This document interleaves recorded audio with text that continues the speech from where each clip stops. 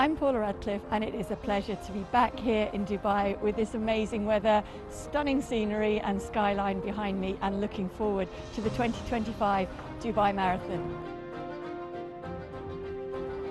On the women's side, previous champion and third place last year, Dera Dida of Ethiopia leads the field. On the men's side, we have some big names coming here. Dennis Kimetto, former world record holder over the marathon, Elisa De Sisa, and a whole group of other men looking to make their mark on marathon racing as the 2025 season kicks off.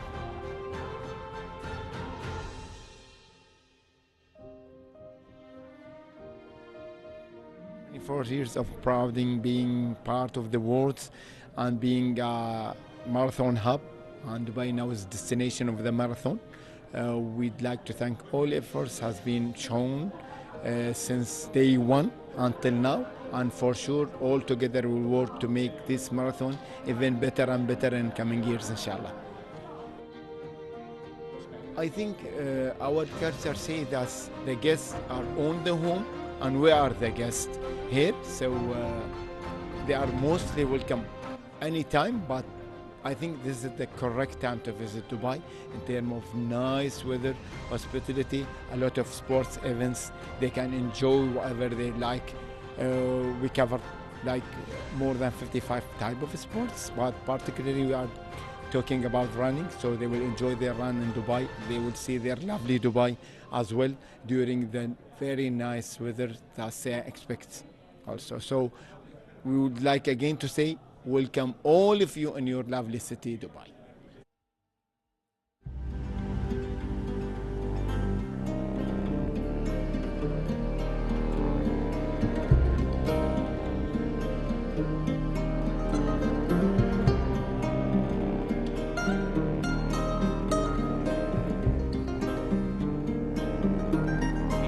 It promises to be a fabulous day's racing. Superb elite fields gathered together again, mostly East African, of course, Ethiopian and Kenyan, chasing the fast times and big prize money here in the fabulous city of Dubai. Paula, so much to look forward to these next couple of hours.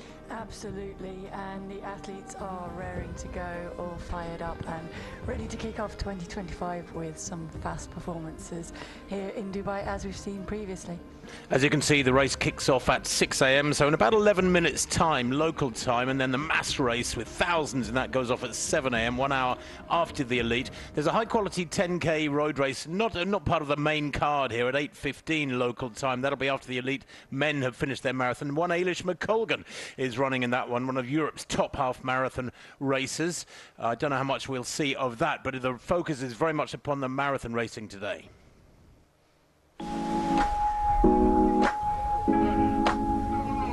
Well, as you can probably gather, we're on the beach, and it's the famous Jumeirah beach in Dubai. Over 25 years of the Dubai Marathon nowadays, and personal confession, I've been to most of them, and we've had some of the most famous names in world athletics competing here. Haile Gebrselassie, multiple world record holder, multiple Olympic gold medalist, and his equally famous younger compatriot, Kenenisa Bekele. But over the last decade or so, the organisers have made a virtue of offering debutantes a chance to make a name for themselves. And no better example of how that has been a success is Tamirat Tola, who won the Olympic marathon in Paris, and Ruth Chepngetich, who a couple of months later, the Kenyan, won the Chicago Marathon in a new world record, taking it under 2 hours, 10 minutes.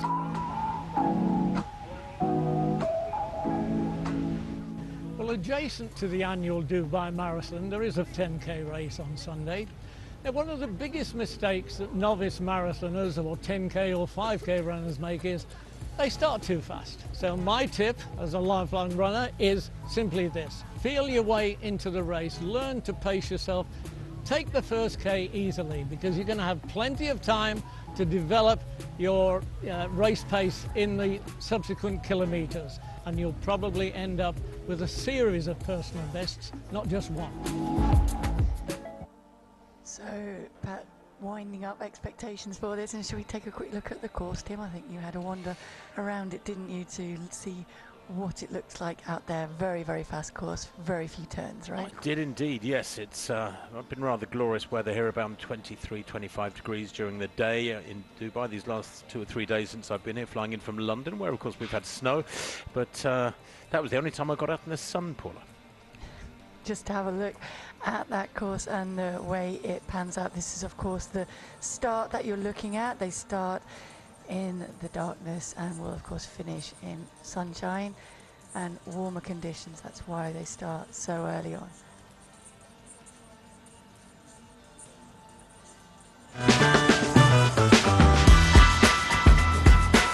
This is Sakim Street, where the marathon starts, actually about 50 metres behind the camera you're seeing me from. This is the first few hundred metres down to the left-hand turn by the coast, where they head out on the long straights, which are brilliant for marathon running. They get into a nice rhythm there. The energy here right now, of course, is all about traffic. It's Friday afternoon. On race morning, as you're going to watch in a few minutes' time, the energy will come from the athletes, a very, very different kind of energy.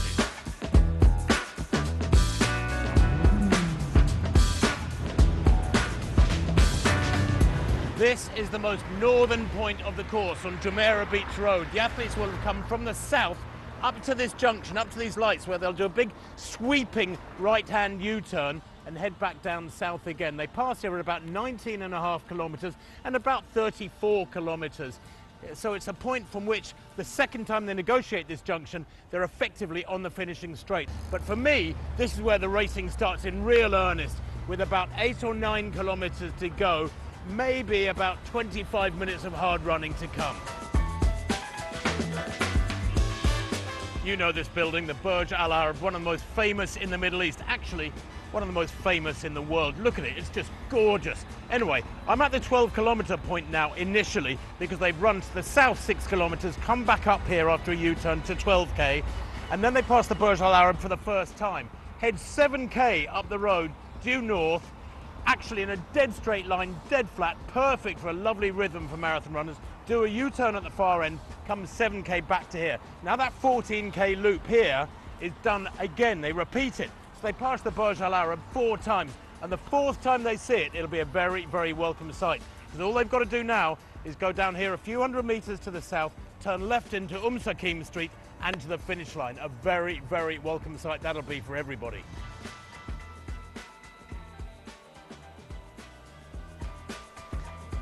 So let's have a look at what that looks like on this very cool map, 3D map.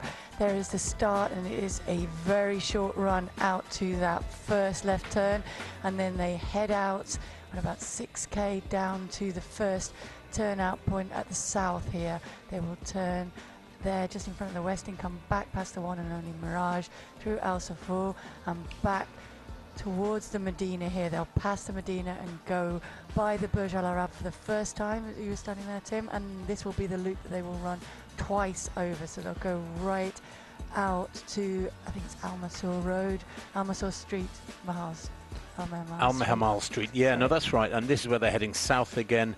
There's 21k, they've just passed halfway there. They've got to do this, effectively a loop. It's like a long running track. It just happens to be about 7 kilometres long. It's about 4.5 English miles. There they turn again and head out again to the far end for the final time, up to the northernmost point of the course. So memories for the athletes just after the first of those turns out to the north. That will be the halfway point coming up, and on this time around that will be about 34 kilometres, and they turn around, they will head back down this straight, and then there is just that one final left-hand turn to swing round into the finish, a little bit past where they started, up to this finishing straight and the welcome sight of a fast time awaiting. Well, we're very used to perfect conditions here in Dubai, and it is very much the case this morning. It's around 14 degrees centigrade, not expected to get much higher than about 15 or 16 this morning. Anything under 20 is okay.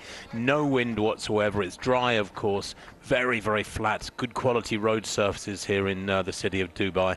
And those long straights we saw on that map just now are exactly what top athletes need. Nobody knows that better than Paula Radcliffe here. Paula, who won New York 3 times, London 3 times, won a world title, set world records. Paula, how vital do you think it is for an athlete to be able to just get into that nice rhythm and almost be able to switch off mentally, rather than having to negotiate twists and turns and avoid bodies on those turns and so on? I think it's really important, and we won't see, I don't think, a huge amount of jostling for position in the start here, because there are so few turns and there are so many straights, and there is time for it to pan out and settle in. They know the pace that the pacemakers are going to set out at. They know that coming here to Dubai, that will happen. The pacemakers will run the pace that they've said they will, and they essentially just have to, as you've said, just relax, settle in, get on the train almost, and just stay patient through that first half. And as the sun comes up, we will then see the pace starting to rise. That's been a theme here, hasn't it?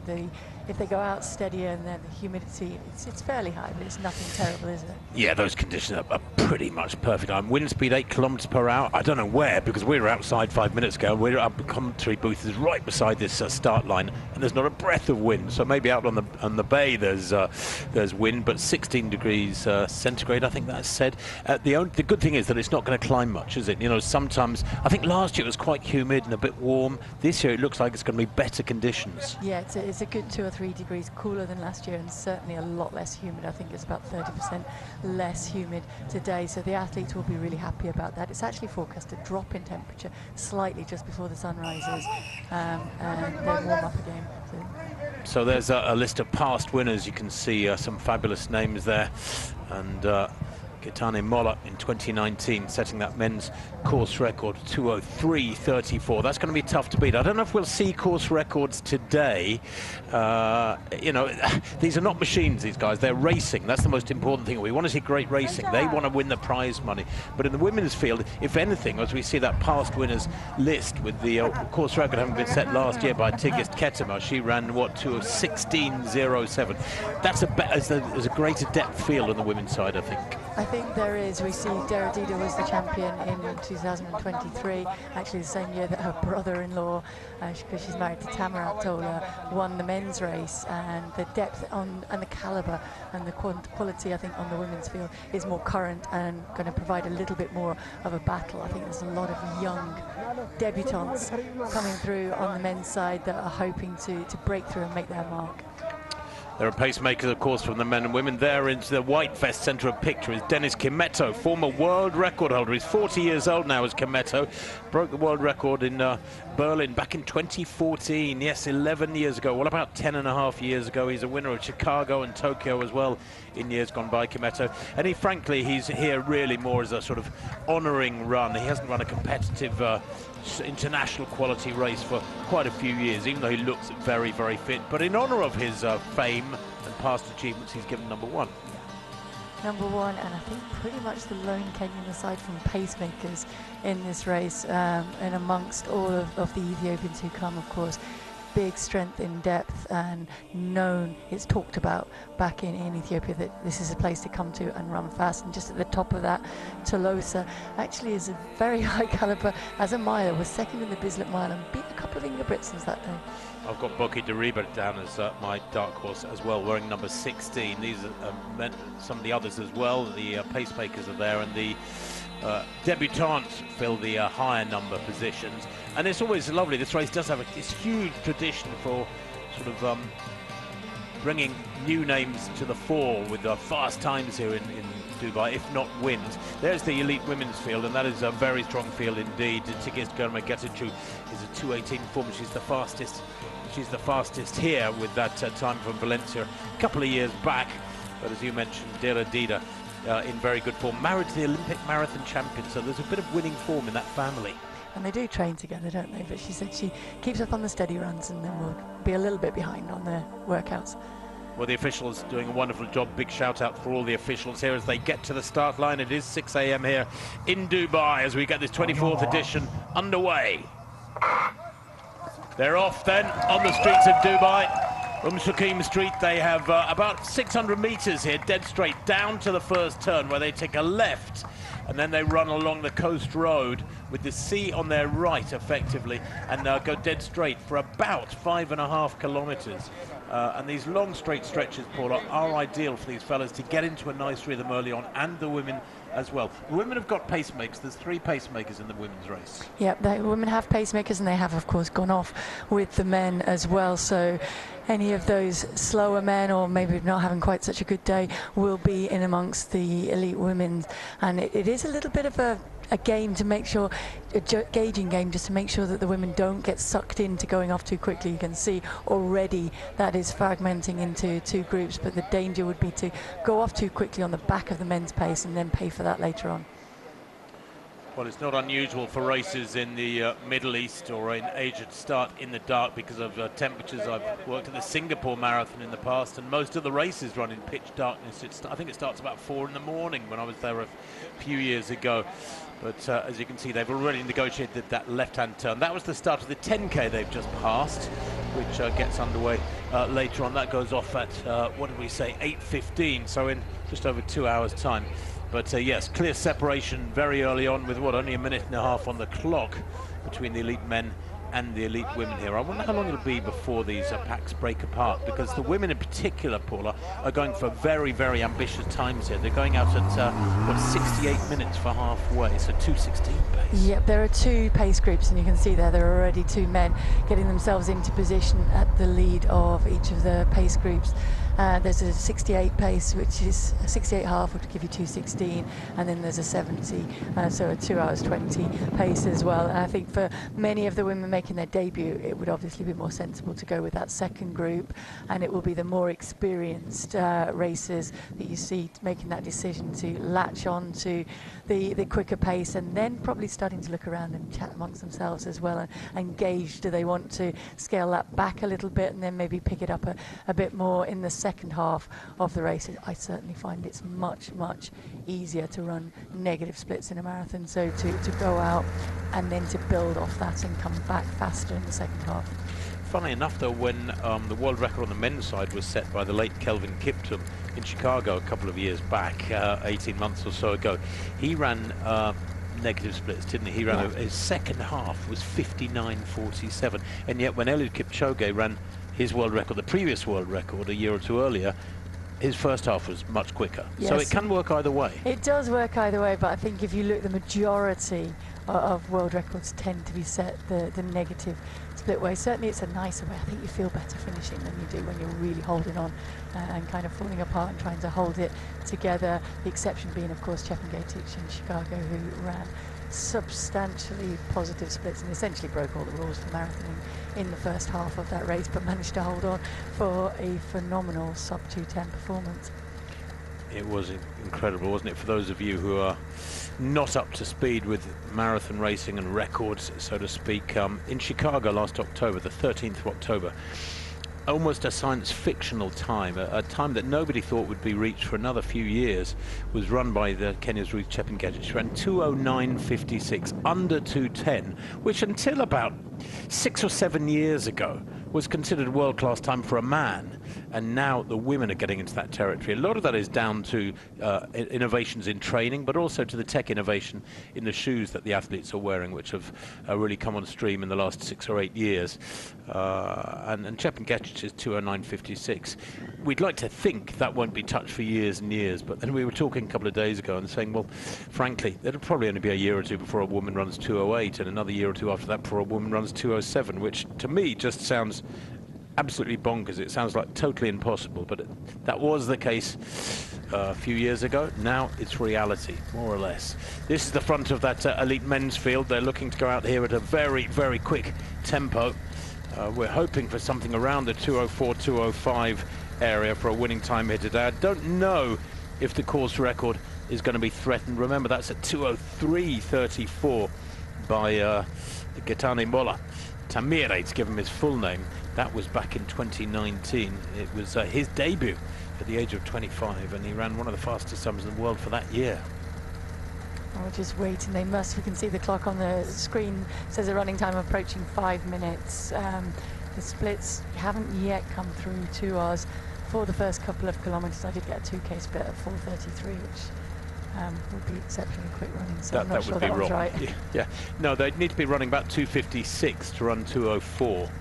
2:56 per kilometre to run 2:04 tempo. So we'll get the split sorted out for you as soon as we can, and certainly when they go over the timing mats, which are at every 5K, we'll give you those splits. But this is quite a big men's pack. It is a substantial men's pack, and you can see them already slotting into formation. So the reason that the Ethiopians in particular tend to run almost in single file, not more than 2 abreast, is because they do spend a lot of time training on those winding paths up in the mountains, one behind each other, eyes just down on the ground for things to trip over and to avoid those ahead of you, and just focusing on maintaining cadence, maintaining rhythm.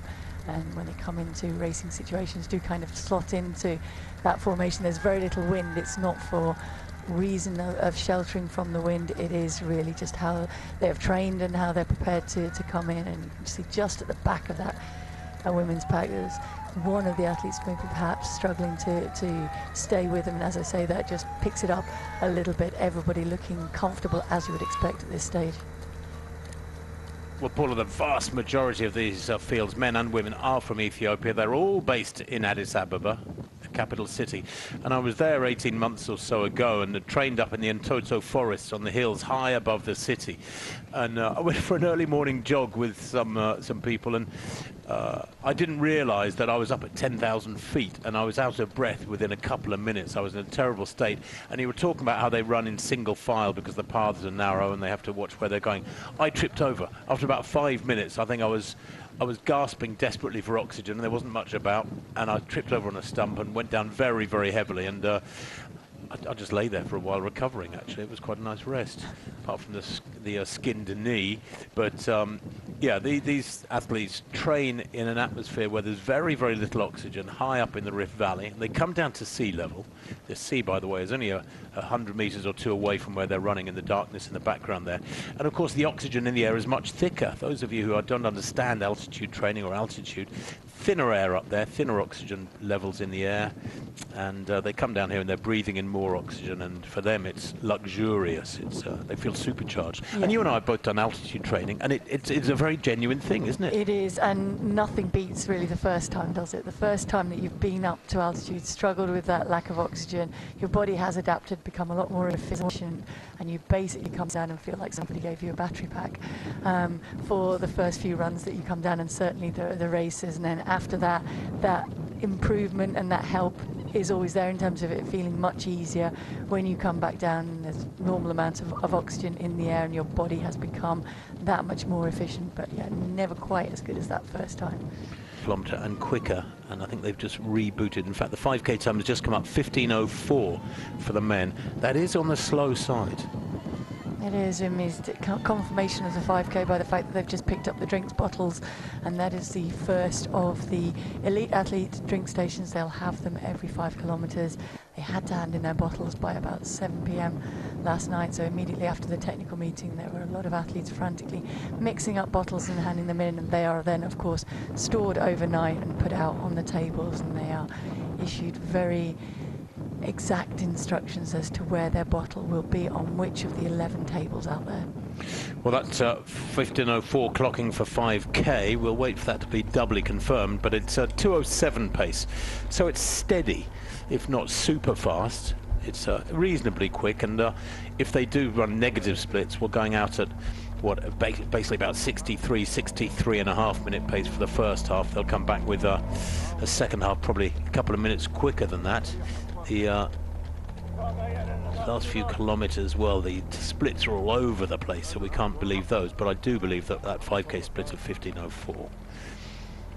And the women, I'm not sure we're getting splits yet for the women coming through at all. The women should be, no splits appearing at all for the women at the moment. I think from the shot now, I mean, looking at the time, there must be around about, if they are sticking to that pace as requested of 68, then they should be approaching, that might be the 5k, Matt, they've just gone over there. 16:55-ish, if we're to believe that. That sounds a bit on the slow side to me.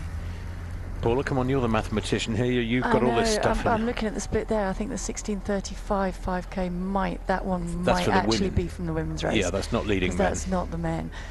So yeah, around about that pace. No, it's it's about right. It's about So what was that, Matt? We just saw them cross in 16:35. I'm sorry if you're watching us and listening to us and you're sounding confused, because we're confused as well. Yeah, that's 2:20 pace. 16:35 for the women is exactly 2:20 pace. So they're doing okay. They're doing okay. That's nice, steady running for the first 15-20 minutes of the race so far. Fastest in the women's field is Tigist Germa with a 2:18.52. So absolutely, if you're trying to come back a little bit quicker, then that's very sensible running in this first 5 kilometres. Well, lots of motorbikes alongside the athletes there. We're just getting that camera shot from in front of the athletes, and here we get a chance to see a few of them. Demissi is up there as well. Tadele Demissi, Ymer, wearing number 10. He's in the orange to the left of picture. He's making his debut. Ran a 61.53 for a half marathon in Padua a couple of years back. So all he's got to do is double that. Now the leading women at 5K, 16:36. There it is, 16:36. And as I said, that is almost exactly on 2:20 tempo. Welda, Ymer, Dida, Tahir, Tigist, they're all there, all those big names that we were expecting. Tigist Germa is that leading in that leading pack. Pacemakers, as ever, doing a thorough job checking their watches to see that they're getting the splits right. They will quite often they write down the splits on their hands, on the back of their arm, or the side on their forearms. Did you ever do that, Paula? Ever write it on? Not in any of your marathons? No, I knew in my head. I actually didn't have too much of a complex plan. I a lot of times just had a rough mile pace that I was trying to hit, or quicker than, and then tried to stick to that and just run a little bit more in tune with what I'd done in training effort-wise, and try and find that point that kind of I trained my body to, rather than trying to hit exact splits. Well, you're British, so you would think in miles, but then you've only got to have a figure in mind every 5 minutes, whereas if it's every kilometre, you've got to have a figure in mind every 3 minutes or so. Yeah. So it actually helps a bit to be a mileage thinker rather than a kilometre thinker. Yeah, it does, and to be able to transition between the two as well, because depending on where you're racing, the markers are going to come up in Ks or miles, and the easy one is the 2:20 pace, because that's about 5:20 mile in 3:20 Ks. It's the only one they line up on. You can just reel it off like that. The rest of us, crikey. Well, the 20s are kind of consistent, so it makes it easier. There you can see to the right of picture one of that's what they're calling the Batmobile, that bike, that camera car with 3 wheels. It's got a wheel at the back with a white light above it, and just easing along in front of this elite men's field, who are really beginning to shift now. We'll have a look at the splits. The women, 16:36 for their 5K, and the men, well, they are ploughing along. They've gone through 6K now, and again, the splits are coming out very, very strangely. I mean, that probably a 2:54, that 6 kilometre. It says 3:54 on our timing system, so just needs a little reboot, I think. Doesn't matter. This is the turnaround at 6K, so that's the southernmost point of the course, and this is the only time they negotiate that U-turn, the first of the race. Yeah, and you can see there's, what, 5 or 6 women away on that lead group, with the 2 pacemakers trying to take them through to that, well, 2:16 pace, but we've realised that it's a little bit sitting back off that, and it is at the moment Welda at the front, who is the one most keen to keep the pace pushing along. I mean, she has very strong pedigree. She was finished 7th in the World Cross Country, which was a good performance. Initially 8th, of course, and then upgraded after the disqualification of someone, was 4th in the World Juniors in Cali back in 2022 as well, over 3,000 metres. So it has some speed if she needs it. I mean, Paula, 21 minutes on the clock. If you were having a bad day at the office and you dropped away from the pack already, and you're thinking, I've got 2 hours, way more than 2 hours to go here, are you almost better off making a quick decision to wind it up, step off the road, go and figure out what is wrong, whether you've got a bug or something is going on, and saving it for another day? Because there are so many races coming up in the next few months. You know, the spring marathon season with Paris and Boston and London and Rotterdam in April. But through February and March, there's plenty of marathons to choose from, Rome and Seville and so on. Yeah, I mean, I think it's difficult. I think in the opening even the opening 10K, certainly that is the case. If you're really not feeling great, then probably just step aside. Thankfully, I never had to make that decision. Usually when you spend a lot of time building up for it and then you start to get into pain in the last 10K, then it's much easier to keep committed and to get through to the finish and to try and fight on. But early on, if it's not going your way in the marathon, it's a long, long way to push your body in. Often we can see athletes doing lasting damage by trying to do that. So yes, the sensible thing, if you're not feeling it at this point, would be to step aside. I mean, it would be extraordinarily early to step off the road, wouldn't it? With 20 minutes or so on the clock. They've been running for 23 minutes now. But actually, there is a point in the race at which you can step off and save your energy for another day, so to speak, which is probably what, up to about 25-30k, and then after 30k you're actually quite doing a little bit of long-lasting damage to your legs, aren't you, that will take weeks to recover from. Yeah, I mean, that used to be the case, didn't it, with the shoes? They used to say that when you get to 20 miles, 30k, after that you're going to have damage to recover from. That's why the long runs would be more spaced out before. Now, one of the advantages of the shoe technology advances is that the long runs and the quality of the faster long runs can be put closer back to back in training, like a week or even maybe less, because the recovery is faster. So that does help the athletes also in terms of being able to get out and race more frequently over the full distance. Before, it might be 2, max 3 a year that would be sustainable. Now we see a lot of athletes able to do 3 or maybe more a year and still sustain that. So not much lightening of the sky just yet. Just to remind you, if you've joined us in the last few minutes, it's only 6:25 here in Dubai, this glorious city by the sea.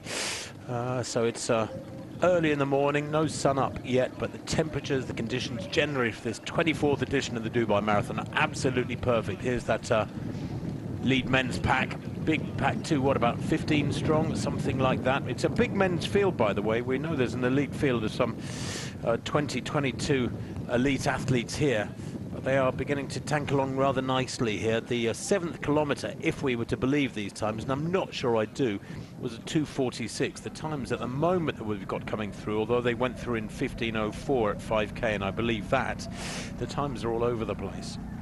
And you can see the pacemakers are keen to keep the pace going behind them. Not too many athletes keen to go with it. I can see Tamru on the near side in the purple, same colour vest as the 2 pacemakers up in front, is keen to be up there. I think that is Desisa is also around in that lead group. Towards the back was the taller figure of Tolosa we talked about, stepping up from the mile 1500 meter distance to try and make a mark over the marathon.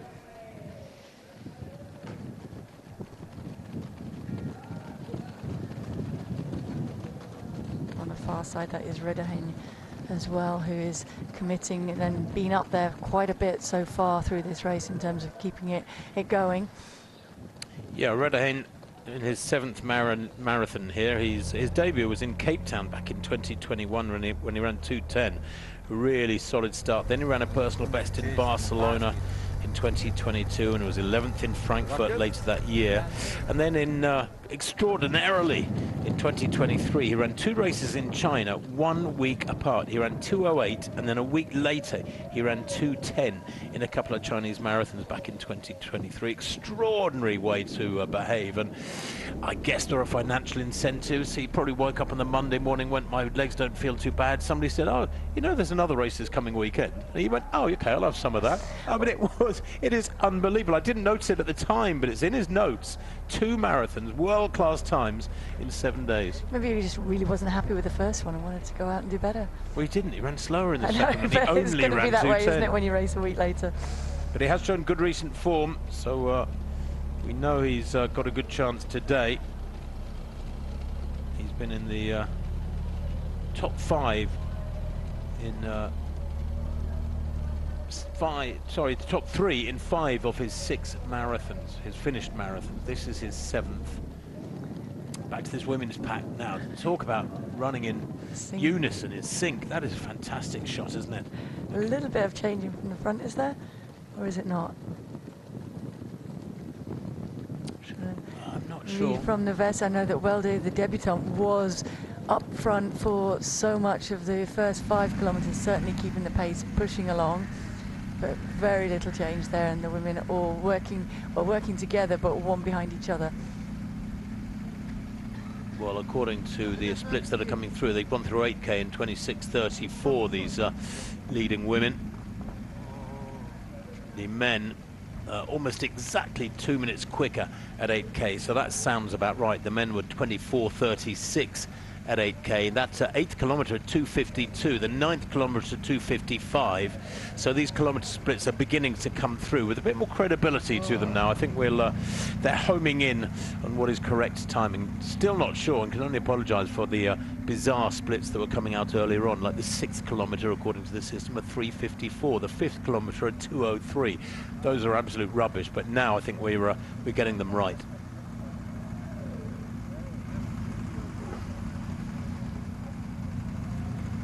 Certainly see that the pace has picked up, and that's why it's thinned out again a little bit. We're looking now at the women's pack, are we?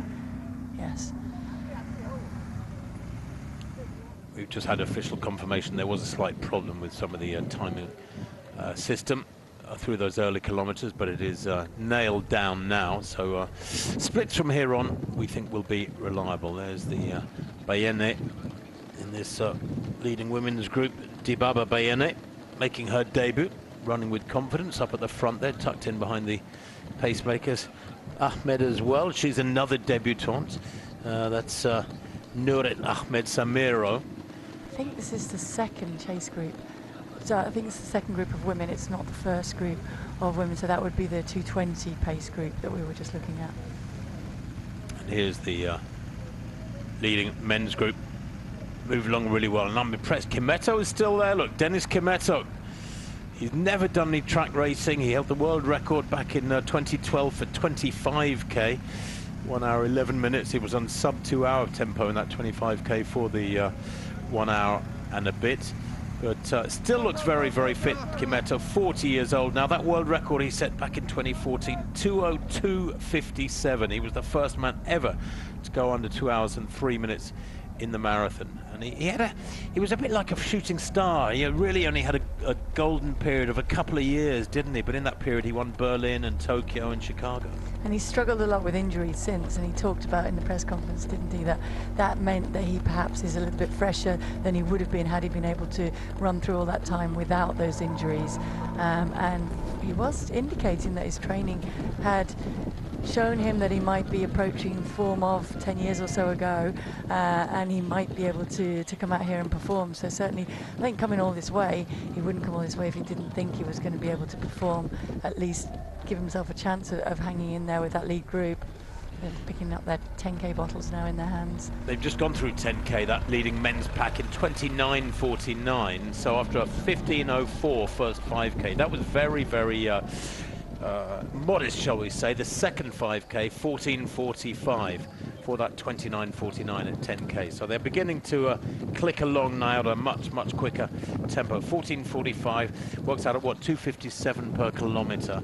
So that is almost exactly right. 2:04 pace is 2:56.5 per kilometre. Now I know it may sound a bit strange to some of you who are not used to marathon racing for us to be talking about seconds and half seconds, but cumulatively over 42K, Paula, it matters. Did you ever have a situation in a race where you heard a split and you think, oh crikey, I've really put my foot down too much there, I've gone too quick, or conversely, that was a really slow split, I'd better pick it up?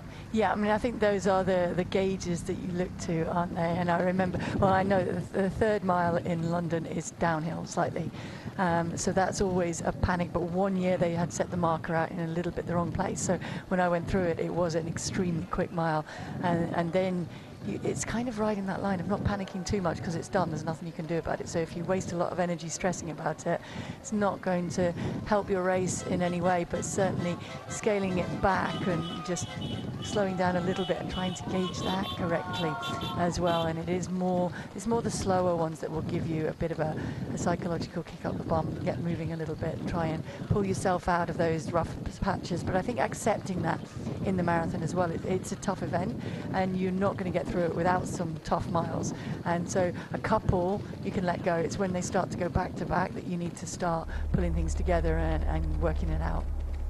Well, that 29.49 puts them on a tempo just inside 2:06.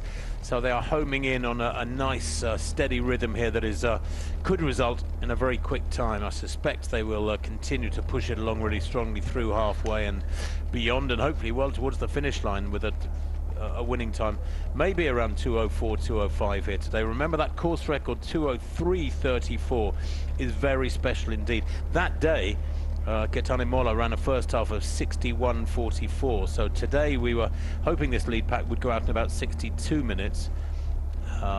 If they pick it up as they go past the 11k marker with 32.55 on the clock, then we might get something down there around the 2:04, 2:05 area. I think a course record would take something very, very special indeed. That's the lead women going over a timing map. That might be 10k. Yeah, it is 10k. That's Look, the 10k for them, about 33.12 there for the leading women, give or take a second. There you go, 33.05. 33.05. Well, that's weird, isn't it?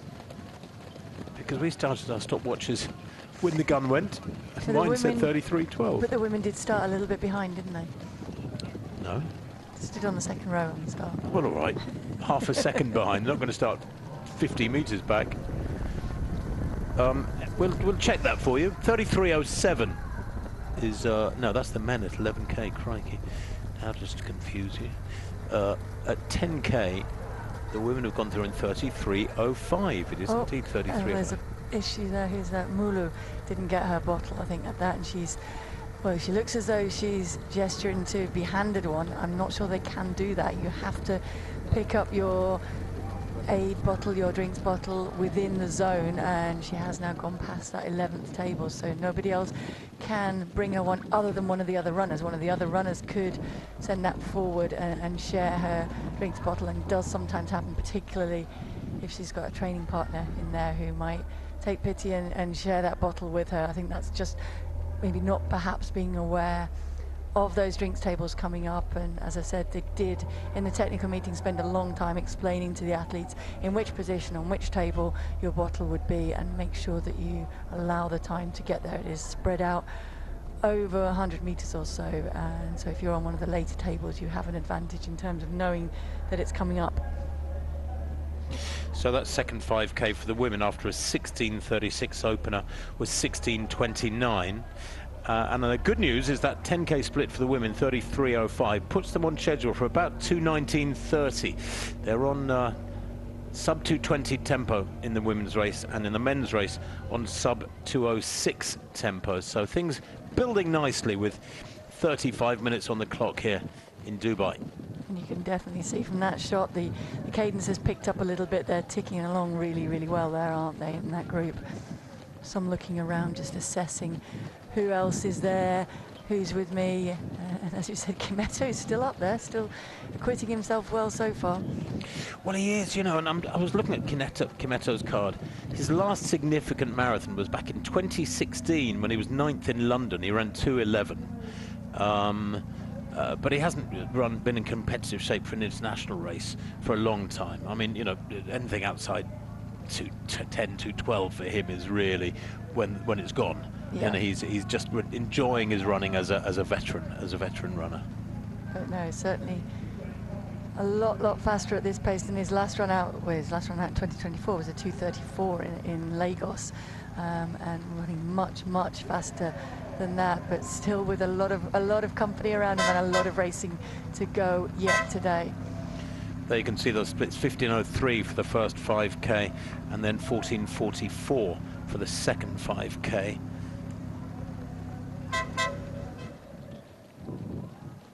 So a big acceleration there. I wonder why that first 5k was so slow. The pacemakers maybe not quite dialing into the right tempo, and then they probably got a reminder as they went through 5k of exactly what sort of pace they need to be moving at. There's the Burj Al Arab in the background, one of the most famous structures in the world. That 27k mark is a rider picture, of course, is for later in the race, but the Burj Al Arab that gets passed 4 times by these athletes. Very strict on the filming rules around the Burj Al Arab. We had to make sure we didn't go too close to it on Friday when we filmed 1 or 2 clips for this coverage. Still not been in there. Still not been in there for a glass of lemonade or anything stronger. Oh, maybe they'll invite you in at the end. It is. Well, it's so futuristic. I mean, how many years has it been there? 25 years or something? It looks like it's a design from the future. I actually, let's date it. I came here to celebrate my 30th birthday. Oh, that's a long time ago. I know, it was a long, long time ago, 21 years ago, there you go. And it was fairly new then, and we did kind of sneak in just for a nosy around. So I've been in it. You have been in it. Okay, it's obviously made to look like a ship's sail. That's what's beautiful about it. It's so appropriate alongside the Gulf there. The last kilometre, 3:23. That's again just not to be believed for these elite men. Predicted race time 2:8:19. Well, again, I've got a very nice table here. I've had for years. It's falling to bits, but a piece of paper with a great table on it, and I can tell you they're on about 2:05.50 tempo. The men, they were at 10k in any case. They've been running now for 38 minutes, so we're not going to get the 15k split for another 5-6 minutes yet. Well, you can see the pack has bunched up a little bit, which does perhaps indicate it's eased off a little, but I do think that split is perhaps again not for this group of racing. What happens when the pace does yo-yo, it does make it harder to race at that pace. To settle into a rhythm, certainly at this stage in the marathon, is a far easier way to run than when the pace is surging and then dropping back, and that is a good way to test out your rivals, and it's a good way to sap the strength of your rivals in a racing condition. So maybe more in a championship race, but in a race like today, when yes, of course they're trying to win the race, but they're also trying to run quick times, it's easier to run more evenly. This is now back to is this chase group for women? No, this is it's the front lead group, I think, isn't it? Yeah. Tigist Garama is there in the green in between these two male pacemakers, Bahailu and Bultume. And of course it helps that they're Ethiopian as well, because if needs be she can give them a little shout in Amharic in their common language and say, pick it up fellas, or can you push it along, or even, can you slow down a little bit, please? I think more than that, I think they're used to training with the men that are pacing for them, so they're used to settling in behind and focusing on the back or the heels of the athlete in front. You can see certainly Bahailu there is doing a good job of looking across, talking, checking, making sure that he's doing exactly what's required in his job here. Deradida is still in there. Bultume doing a good job. Now, of course, the one advantage the women have when they have male pacemakers in what is, of course, a mixed race, is that those male pacemakers can take them the whole way, can take the leader all the way to the finish line. That's never the case in a men's race for obvious reasons. A pacemaker, some races allow pacemakers to finish the race, but I can't remember the last time a pacemaker won a race in the last 25 years, although they have sometimes competed for the win. But pacemakers in some races are allowed to finish the race, and they will do the pacemaking job up to 25k, 30k if they have a great day, and then continue. Very tough, and it's a controversial issue, Paul. I'm not a huge fan of it. I think pacemakers in all races should have to drop out by 30k and then let the racing take place. Yeah, I mean, wasn't there a situation when Paul Tergat set the world record? And he got raced against, he was still racing, approaching the Brandenburg Gate. But I remember an incident in Chicago years ago where the leading woman had got broken away on her own, and a pacemaker was staying with her and helping her, and there were 5-7 kilometers to go, and the woman in second place was maybe 100 meters back, didn't have anybody helping her, and therefore was at a disadvantage. Now, you know, once you're in the last 5, 7, 8k, you should let the race unfold in a natural way, and pacemakers should step aside. Otherwise it becomes a very uneven playing field. If a leading athlete has a pacemaker with them, or a chasing athlete has a personal pacemaker, and other athletes around them they're competing against don't have that same help, well, very clearly it's not an even playing field. Yeah, no, it's racing out there, isn't it? And too much assistance, too much replication of training doesn't give us an exciting race to watch. Well, the men's splits have gone back to being slightly weird as we see this. Is this the leading women's group? Yes, two pacemakers, they're Bultume and Bahailu. Yeah, and there There's Welde still up there, so on her debut. Remember, she does have a 67, I think it's 67.44 half marathon best, so certainly has the pedigree to step up. Although having said that, if you're looking on paper going through halfway in 68 and your personal best is 15 seconds or so in front of that, and that can be a daunting task in your debut. So she's perhaps a little bit relieved that they've gone out a tad slower than that.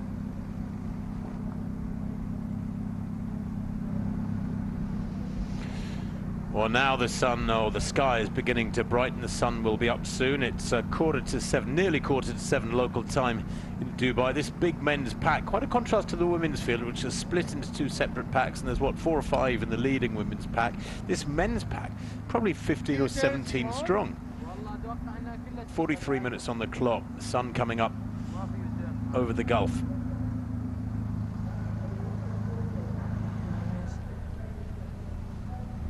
Back to the women's, is the chase group. I did see in that previous shot there was a bigger group of women that had worked their way back onto that lead group of women. There wasn't too much difference. Difficult to tell in that shot, other than the fact that the light is coming up. There we go. In that shot you can see the two packs are starting to get closer to each other. Now, is that because the lead group was slowed, or the chasing group have picked it up? I suspect the former. Potentially a mix of both, a little bit. The lead group might have slowed a little, and then the second group have worked their way into it a little bit as well. Well, Welde, in this lead group you mentioned, Paula, you said good half marathon runner. Just at Herzogenaurach in Germany.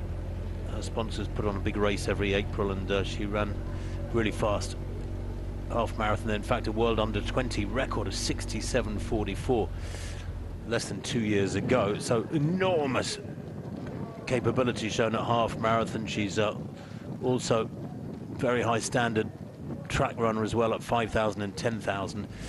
And so I like that. I like athletes who have done their apprenticeship, so to speak. I like athletes who have raced on the track, shown their credibility at 3,000, 5,000, 10,000, then at half marathon, and then they step up to the marathon with the right sort of work having been done. And it makes you a more complete marathon racer. It does, and I think the World Cross Country as well, for her 7th place in the World Cross Country, that is a really strong indicator for a strong marathon. I think if you can race well on the cross country, particularly at World Cross level, you can translate that mentally and psychologically as well as physically to racing the marathon. You're better in tune with your body, engaging the effort over a course rather than over a set exact distance of, say, 10 kilometers. To race the World Cross Country, you've got to be able to tune into your body, and you have to be able to do that in the marathon in terms of knowing where that line is. If I go faster than that, I'm not going to be able to sustain this pace and race well to the end. But this is the point where I can push as hard as I can and keep that going right through to the end of the race. Well, the men have gone through 15k in 44.38. That third 5k 14.49. So they've gone 15.03, 14.44, 14.49, and still keeping it at a very, very healthy tempo. That men's race at the front end. 44.38 at 15k. Just checking on our maps what that gives them. It puts them on 2:05.30 tempo. Welde. Just a little bit of a break up. I think she's actually just moved over to one side of the road, slotting in behind the pacemaker, and there isn't a huge substantial gap at the moment to the rest of the women's field. Yeah, there's the rest of the women's field, so it was a little bit deceptive, that angle. I thought there was a breakaway for a little bit. It was just a fragmenting out, spreading out across the road, perhaps aware that they're not too far away from the next drink station, and making sure that in the right position to get it right and pick up all the bottles this time. It is beginning to get a little bit more serious though, isn't it? I mean, I suppose from now, you know, 3/4 of an hour on the clock, 45, 46 minutes on the clock, this is where people have to start focusing a little bit more. They're not cruising with quite such ease. And when you ran your fastest times, Paula, can you remember getting to halfway and any of them thinking, God, this is easy. I feel really good here. Or were you always aware you were beginning to work a bit at halfway? I don't think it ever feels easy at halfway, but I think what you aim to do is be able to get there and think, okay, now I can kind of step it up and put it up one more gear. So you're already working hard, but you want to have another gear to move up to in the second half, ideally. And I certainly, I think I was perhaps lucky in that my first marathon was a negative split, and I realised that was the easier way to run it, and then tried to replicate that as far as possible in other races. Do you think that's good advice for almost all marathon runners, whether they're 3, 4, 5 hour marathon runners or slower, to get to their sort of goal should be to get to halfway feeling pretty good and feeling you haven't overextended yourself, and then the second half you can run with a little bit more optimism and positivity, so to speak, aggression almost? Yeah, I think certainly when you get into the last 10, 12k, then you can really let go and kind of put everything into it. Before that, if you really feel like you're pushing, it's very hard to sustain that all the way. So I think absolutely get maybe a little bit past halfway and then start pushing on a little bit more and pouring more of what you've got left into the race. Often you can make up far more in the final 10k than you're ever going to be able to get a buffer and build up in the first 10k by running faster. So better to save that quicker running for the end. And as I said, certainly it's a more pleasant way to run. You're not battling those psychological demons in quite the same way as if you really go out hard and try and hold on. That's a painful way to run a marathon. So Kiptu at the front end of this men's field, 48 minutes on the clock there. Just to update you, if you've joined us in the last few minutes, they went through 10k in 29:49. That was give them a finishing time of just inside 2:06. Well, they've maintained a good steady tempo now through the 15k, 44:38.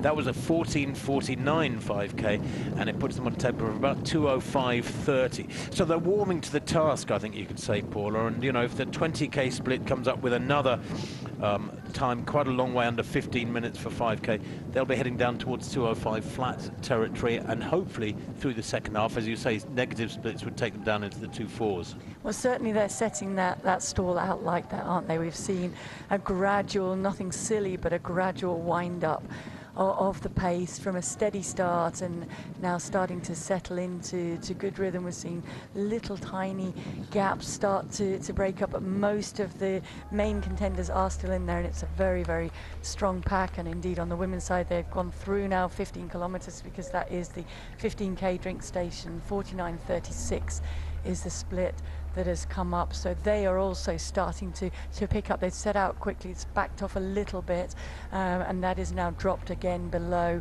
2:20 pace for the predicted time. You still can see that chase group in the background as well, not too far behind, maybe 100 meters if that. The lens does foreshorten that gap a little bit, but some strong running and some strong racing yet to come, certainly on this women's side. This time they've all got their bottles safely. They have. Did you used to practice that, Paul, as we see that 15k split being confirmed at 49:36? Did you used to practice grabbing your drinks on training runs, and possibly more importantly, getting used to drinking on training runs and having liquid sloshing around in your stomach? Absolutely, you've hit the nail on the head there. It's not only picking up the bottle, because for elite athletes the bottle is much easier. For many of the mass runners out there, picking up a cup is one of the hardest things, and huge amount of admiration for people that manage to do that and still get all of the liquid inside them. To pick up the bottle is not so hard, but to drink at pace, as these women are doing here, is more difficult, and it is something that you have to practice, because you need to get that fuel into you. So you have to practice being able to run at speed. So that means practicing not so much on your long runs, but on your tempo runs, when you're really hitting that marathon pace and getting the drink into you, and trying to master the technique of running with it for a little bit as well, just to make sure that you're getting as much of that fuel into your body, certainly in these earlier stages, but the more the race goes on, that becomes important as well too. It's not so much for hydration, it really is for that energy and that fuel into your body. Well, I have to say that Kiptu here doing a fantastic job, as they've got over 51 minutes on the clock now. Sila Kiptu looking like every bit an experienced pacemaker, almost single file. I think he has picked it up maybe a little bit. I don't know if they're getting information from the sidelines. There are one or two of the attendees of the elite athletes on the lead motorbikes close to them who can be shouting instructions at them, maybe screaming, pick it up a bit, that last 5K too slow, or maybe slow down a little bit, but they really are motoring now. I think I just sense that stride length has lengthened a little bit. There's a pickup in the cadence, actually, how quickly the legs are turning over. Yeah, well, you can definitely see that. I'm just trying to see if the second pacemaker is still in there, but certainly on the front of that lead bike, we talked about writing the splits down your arm. Michel, who sat on the back of that lead bike, does have the splits all over him, so doesn't he's written all over. So that is his job, to make sure that he gets that information to the pacemakers and that they do keep that pace going as requested and as is wanted by the men who've spent a lot of time behind training for this race, and do want to come here and make sure that that is executed as it should be, and they can essentially slot in, certainly for the first half, and not worry too much about the pace, just worry about following the pacemaker, because that is his job to set that pace. And there is Richard Whitehead to the right, in the right hand side picture there, preparing for his 81st marathon. He's trying to hit 100 over a 20-year career, and he's still trying to challenge his personal best, which I think is really impressive. Well, Richard spoke at the athletes' press conference yesterday, the technical meeting, I should say. A real inspiration, born without legs, Richard Whitehead, but has met that challenge in life head on. And as Paula said, this is his 81st marathon. And what you didn't say is that he wants to do 20 this year, to get to the 100 by the end of this year. I'm not quite sure. I didn't really say why that was so significant this year. But anyway, I think he wants to get it out of the way. I think but he's doing a marathon roughly every 2 weeks. Yeah, a lot of time away from his family. So I think he's signing off on that 100 and then might just take a step back a little bit. But a huge amount of time he's been running at the top level, and extremely consistent in the pace that he can run through at. Well, there's Welday, Paula. She's only 20 years old, born in May 2004, excuse me. Wishful thinking there on my part. It makes me feel so old when I see world-class athletes born after 2000. She was fourth in the World Junior Championships on the track over 3,000 meters as recently as 2022, and then seventh in the World Cross Country in Belgrade in March last year. You and I were there, and on a flat, fast course, more suited to the road races almost. So, but anything like top 10 in the World Cross Country is fabulous form, isn't it? It is, and I think that's a really important mark, almost as important as her 67.44 coming into this in terms of setting up her pedigree and potential over the marathon distance. And I think more than that as well, she's not been in awe in any way in this race, has she? She's been very, very keen to get in behind the pacemaker, to get herself up at the front there. She's not taking the time to learn, and she's not really showing any fear of this distance, and she's getting in there and racing as she, I would guess, has been training, and training indicates you can get out there and run fast, go out there and do that. And certainly, as you mentioned before, the cadence of this men's group from that angle has picked up, and it is very impressive at the moment. You can see the field thinning out again. It's bunched up a couple of times and then thinned again, hasn't it? And that is an indication that the pace is yo-yoing a little bit, but it's starting to sift through, and the main contenders that we're going to see through the second half of this race starting to come to the fore. Well, the 18th kilometre for the men at 2:53, so that is down around 2:03 tempo. They are shifting now as they approach halfway. It looks like the men have accelerated. Welday here looking fabulous, isn't she? Maybe the Ethiopians discovered another star here, Paula. And what struck me when I was in Addis Ababa, in the Ethiopian capital 18 months or so ago, I went to the big training track where they all turn up at early in the morning, about 7:30, and there were dozens and dozens of them doing big training session at 7:30 in the morning on this track. And I thought, wow, this is going to turn out world-class runners on an industrial scale. I mean, it is so intimidating where, you know, in Europe people have got a few little groups, but most people are doing it individuals. In North America, which is the best non-African distance running country, there are big squads sponsored by shoe companies and so on. But there is nothing that comes close to what I witnessed in Addis Ababa. It was awe-inspiring and a little worrying almost, because they're going to dominate with that system. They're going to dominate for well, the foreseeable future. Well, it's the base of the pyramid is so big, isn't it? And it's the national sport. So rather than wanting to be a soccer player, football player, they want to be a runner. They want to be the next Mirat Sifta, Abebe Bikila, Kenenisa Bikila, Haile Gebrselassie. And there's a huge amount of athletes coming in at the base of that pyramid. So of course you're going to lose some through injury and overtraining, but there will still be a huge amount. It's like a production line coming through, and I think that is what is so impressive when you see those groups coming together. Just in the second of the women, Yima, the neighbour Yima, is also looking really, really strong and composed in that group. Well, the men's 19th kilometre, after the 18th in 2:53, we said it looked like they were picking it up. That 19th kilometre, 2:50.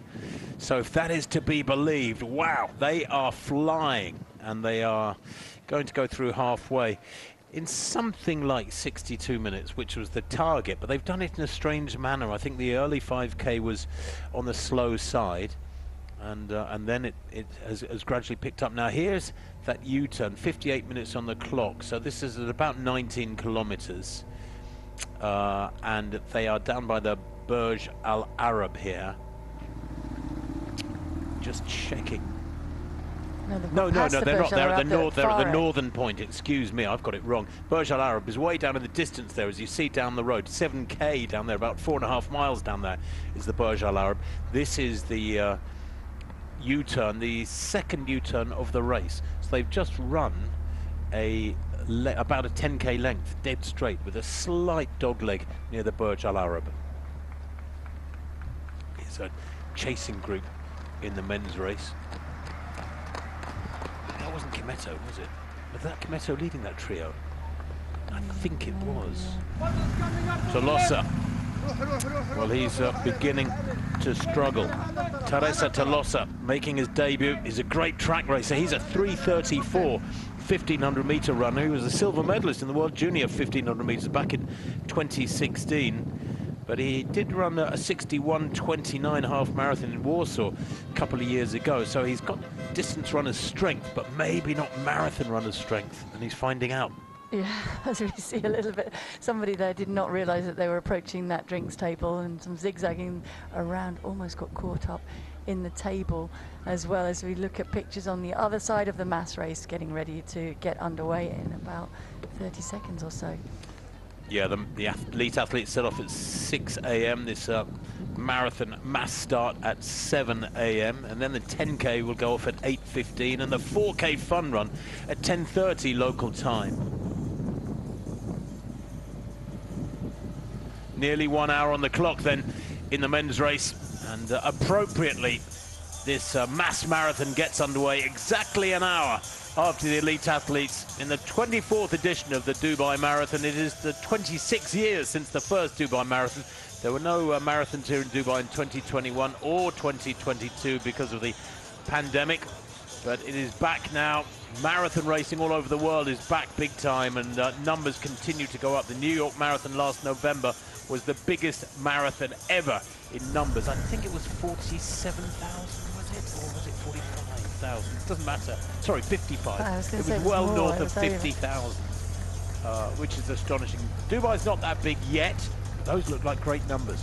It does, and it's great to see so many locals and so many people traveling as well to come here and take part in this race and kind of experience a little bit of what the elite athletes get in terms of a great organization and a really fast course here, breaking up that winter back home as well to come and race in warmer conditions is conducive to fast times, and building in towards hopefully a fair number trying to qualify as well for events like with time qualifiers. Big marathon majors, and often there's a time qualifier needed to get into those. Well, many of these athletes will be running for charity, many others just with their own personal goals and ambitions and motivations. Great to see.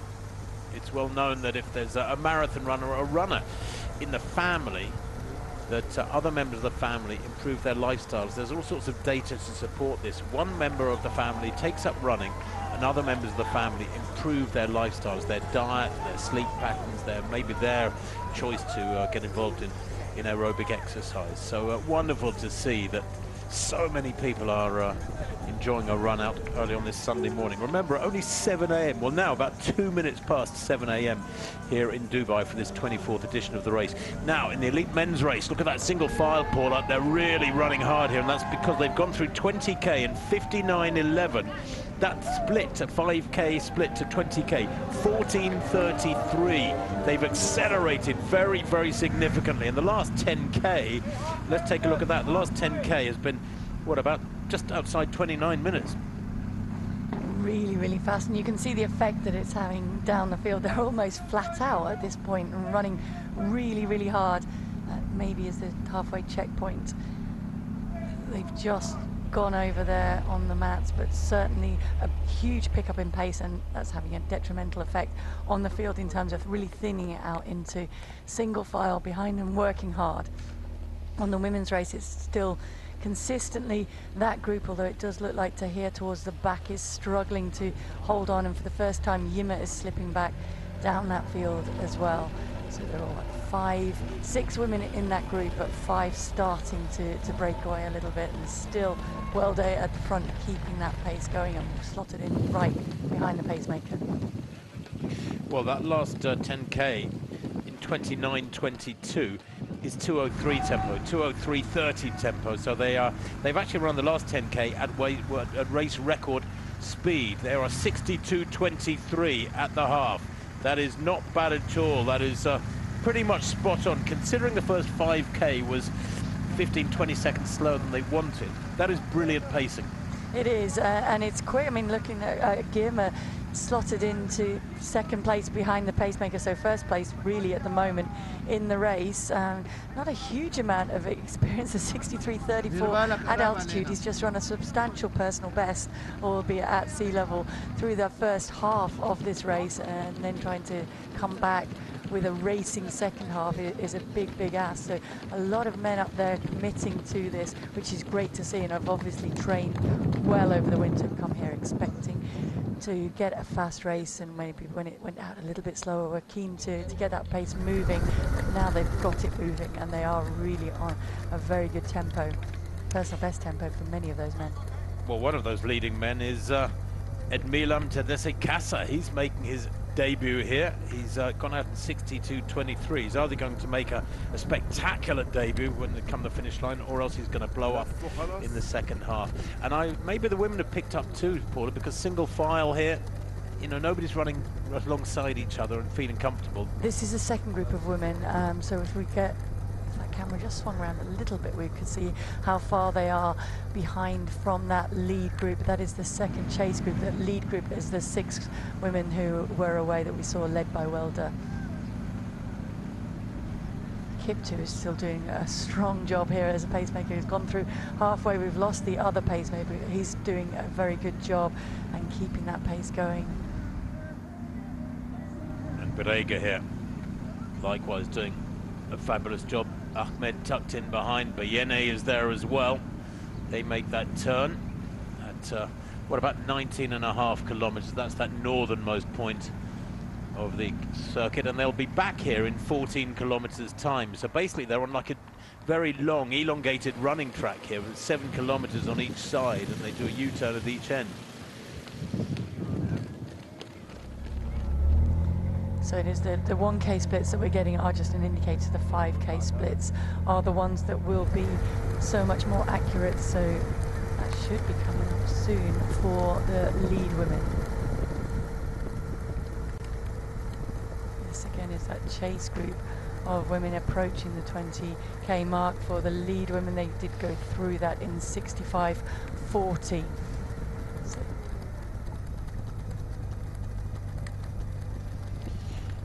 now working towards the lead group ahead of this group. This is the chase group, and the lead group through 65.40. That would give them what, around about 68-69 minutes, so a little bit of a picking up of that, approaching the halfway mark. Yeah, 65.40, just checking on the old trusty chart. 65.40 would bring them home in 2:18.32, so they have wound up. Funny, isn't it? Both races have sort of picked it up around 15k to 20k. Well, that's because I'm not sure why that would be. Perhaps there's just been more information getting through to the pacemakers, and they picked it up a little bit. But both races seem to have accelerated around the 15k mark, and are now heading down toward very, very quick times here in Dubai on this rather lovely Sunday morning. The tables here. Do you know what? When they was explained at the technical meeting yesterday that these drinks tables would be spread out over 120 meters, I thought, what a good idea. There's less chance of getting it wrong. You know, so many marathons you see too many bottles on a table, and then another 5 meters along, another table with 6 or 8 bottles on it, and you think, no wonder people knock the bottles off, or they don't get them, or people fall over, and you get chaos. It's a brilliant way of thinking here, and it's the first time I've seen it at any marathon. I don't think it's been the same in the past here in Dubai. Pete Connaughton will have to forgive me if it has been, but spreading those drink tables out for the elite athletes, always on the left, over a long, long stretch, over 100 meters, is the way to do it. It is, because it's one of the biggest jeopardies in marathon racing, isn't it? Particularly in championship racing, is trying to get to your table, get your bottle, the amount of mishaps that we've had happen there. So making that a little bit easier for the athletes. I mean, there are some races that actually send people out on bikes to hand them at the right zones and times, but certainly spreading it out like that is a really safe way to do it. Well, Herpa, Bedatu Herpa, one of my favourites here, is tucked in there behind Bayene, the Welde rather, the debutante. Herpa to the centre of picture there in the purple, just gone out of shot to the right of picture. Winner of Prague back in May last year in 2:23. She won in Riyadh in Saudi in 2:27, then she won in Prague 3 months later in 2:23, and then she was 5th in Amsterdam in a personal best of 2:21. She had an incredible 2024. It was really, really strong, and she's slotted in behind Tigist Girma in the green ahead of her, and then Deradida, champion a couple of years ago and 3rd place last year, and then Yima is further back. She was 4th and 5th at the World Half Marathon in 2020 and 2018 respectively. Does have that 2:19.07 personal best and a 65:46 personal best from Rack a few years ago over the half marathon distance as well. 69:12 at the half for the leading women. It's been set up beautifully here by the pacemakers, doing a wonderful job. My only reservation about Herpa, who you can see on that list, is up in the top 5 or 6 places, and I've scribbled it in my notes, Paula. This is her 4th marathon in less than 11 months, and that means she could be running on tired legs. Now, quite often, and you know this, that results in you looking great for 2/3 of the race, and then that fatigue begins when you have to start digging deep and go to the well again. You look down into the well, and the water's a long, long way down, and the well's more or less empty. It gets tougher, doesn't it? The only thing I will say is that she has run second, when she's run them close together, she has run the latter one at a slightly slower pace. So she did in Riyadh, she ran in 2:27, didn't she? Which for her is almost like a long run in training, put into a race situation. So she might be able to come back from that okay, but yeah. Well, she got faster with each of her marathons last year. She won Riyadh in February in 2:27. She won Prague in May in 2:23, and then she ran Amsterdam, which is always in the autumn. I think it's in October, in 2:21. So, I mean, it's an astonishing year. As she was meant to be getting more tired, she was getting faster. But building up, as I said, she's building those in as training, isn't she? And being able to, doing to marathons build off as a of training run. Maybe that's what she was doing in Riyadh. Just kind of getting Did you a ever feel do that? for Run it. a marathon as a training run? No. I did a lot of training that was not quite marathon distance, and then went into the marathons and What were raced your them. longest training runs? It would only be about 23.5 miles, and I would Only do 23.5 I miles. Well, wouldn't that's go nearly further a than that. marathon. I know, but I wouldn't go further than that. But that's 35k or something, or 36k. But there would only be a couple of those. The other one, I would build up to that as the highest What would be your point. norm on a Sunday? Sort of 25k? I didn't do it on a 28K? Sunday. I did it every 8 days for my Okay. long run was the closest that I could put. So it rotated the days that it would be on. And I would start out, I'd try and aim for a couple, like I did it more to time. So there would be, I would do a substantial amount, 2 hours and over, but only a couple, like the longest of those runs. Well, the story of the men's race was on the top left of your screen just now, the 5K splits. They went out in 15:03. The first 5K was misjudged. It was way too slow.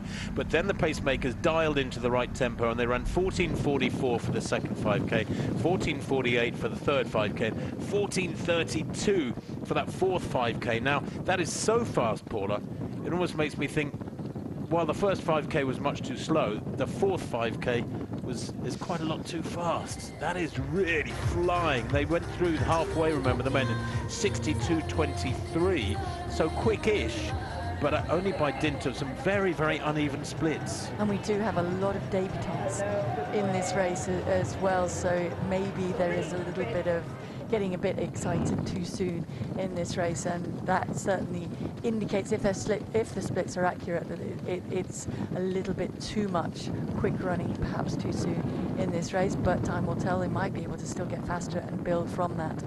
69:12 for the women. That is fantastic, isn't it? Right on tempo. If they run negative splits now, they will go below 2:18. They're almost on exactly 2:18 tempo at the moment with 69:12. Wonder how many of them will survive the second half. Did you ever run a race where you had people around you at halfway and you thought, just wait, you guys, wait till it really counts? You know, what do they say? I mean, I remember Brendan Foster, who was never an established marathon runner, but he was a wonderfully experienced distance runner. He used to say a marathon, the racing begins at about 20 miles. In fact, I think he said halfway is 20 miles. That's the old saying, isn't it, for the marathon? Halfway is 20 miles. Or 30k-ish. The real racing starts from there. So yeah, I mean, a lot of times you'd go through halfway still in a big pack, and indeed, when I set the first world record in Chicago in 2002, I was racing the existing world record holder, the current world record holder at the time, in Catherine Deraber, and we were still very much locked together at halfway. And then it was not so much about trying to run fast, but about trying to win the race. It just so happened that our best tactic for winning the race was by running quickly. There they go. Is that the 25k map? Oh, juggling with a bottle, and it goes down there. Who was that trying to grab a bottle? To the right of that group. Oh, he tried so hard. He was like, in fact, he was smiling, I think, because he was juggling with it. It was bouncing around on his hand. Oh dear. Kiptu's still at the front. Hailu is still there. Was it Tolosa? I hope it wasn't Tolosa, one of the favourites. He has a bottle now.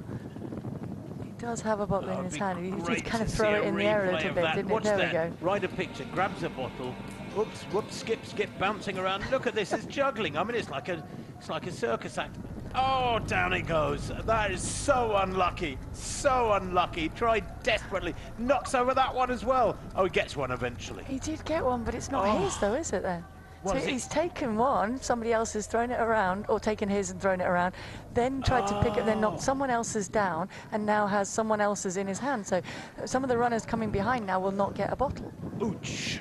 That's sad to see. Well, they've gone through there. I think was the it 25 him or was it came Tamru? out. We won't apportion the blame until we can absolutely identify the athlete. And then, of course, no, these guys are... I think we tend to forget very often, too, that these fellas are mortal. We treat them like machines sometimes, so we have expectations of them being machines sometimes too often, but they're human beings just like you and I in some respects. 25k there, look, 14:38, that last 5k. It was Segu, I think, who did that, who is actually returning from a 4-year doping ban.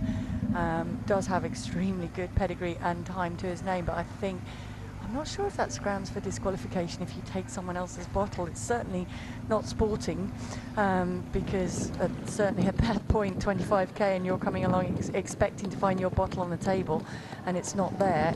It's a bit of a panic situation, and it's not conducive to a good race when you are hitting 25k and not getting the fueling that you want. No, absolutely.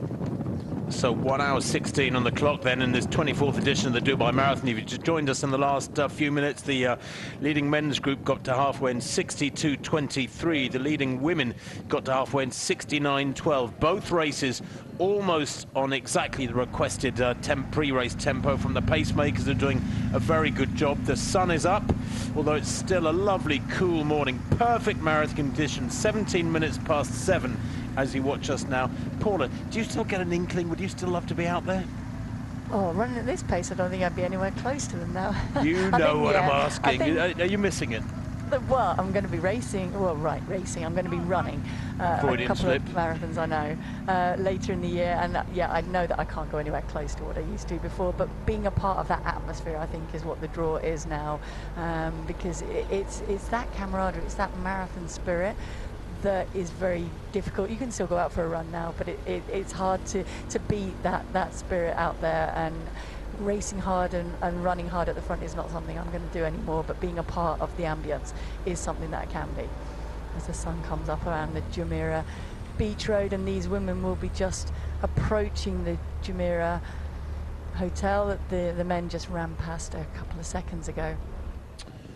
There it is, the leader of men. They're coming down towards the U-turn, down towards what is effectively the centre junction of the course at the southern end of this long 7K strip of road on Jumeirah Beach Road.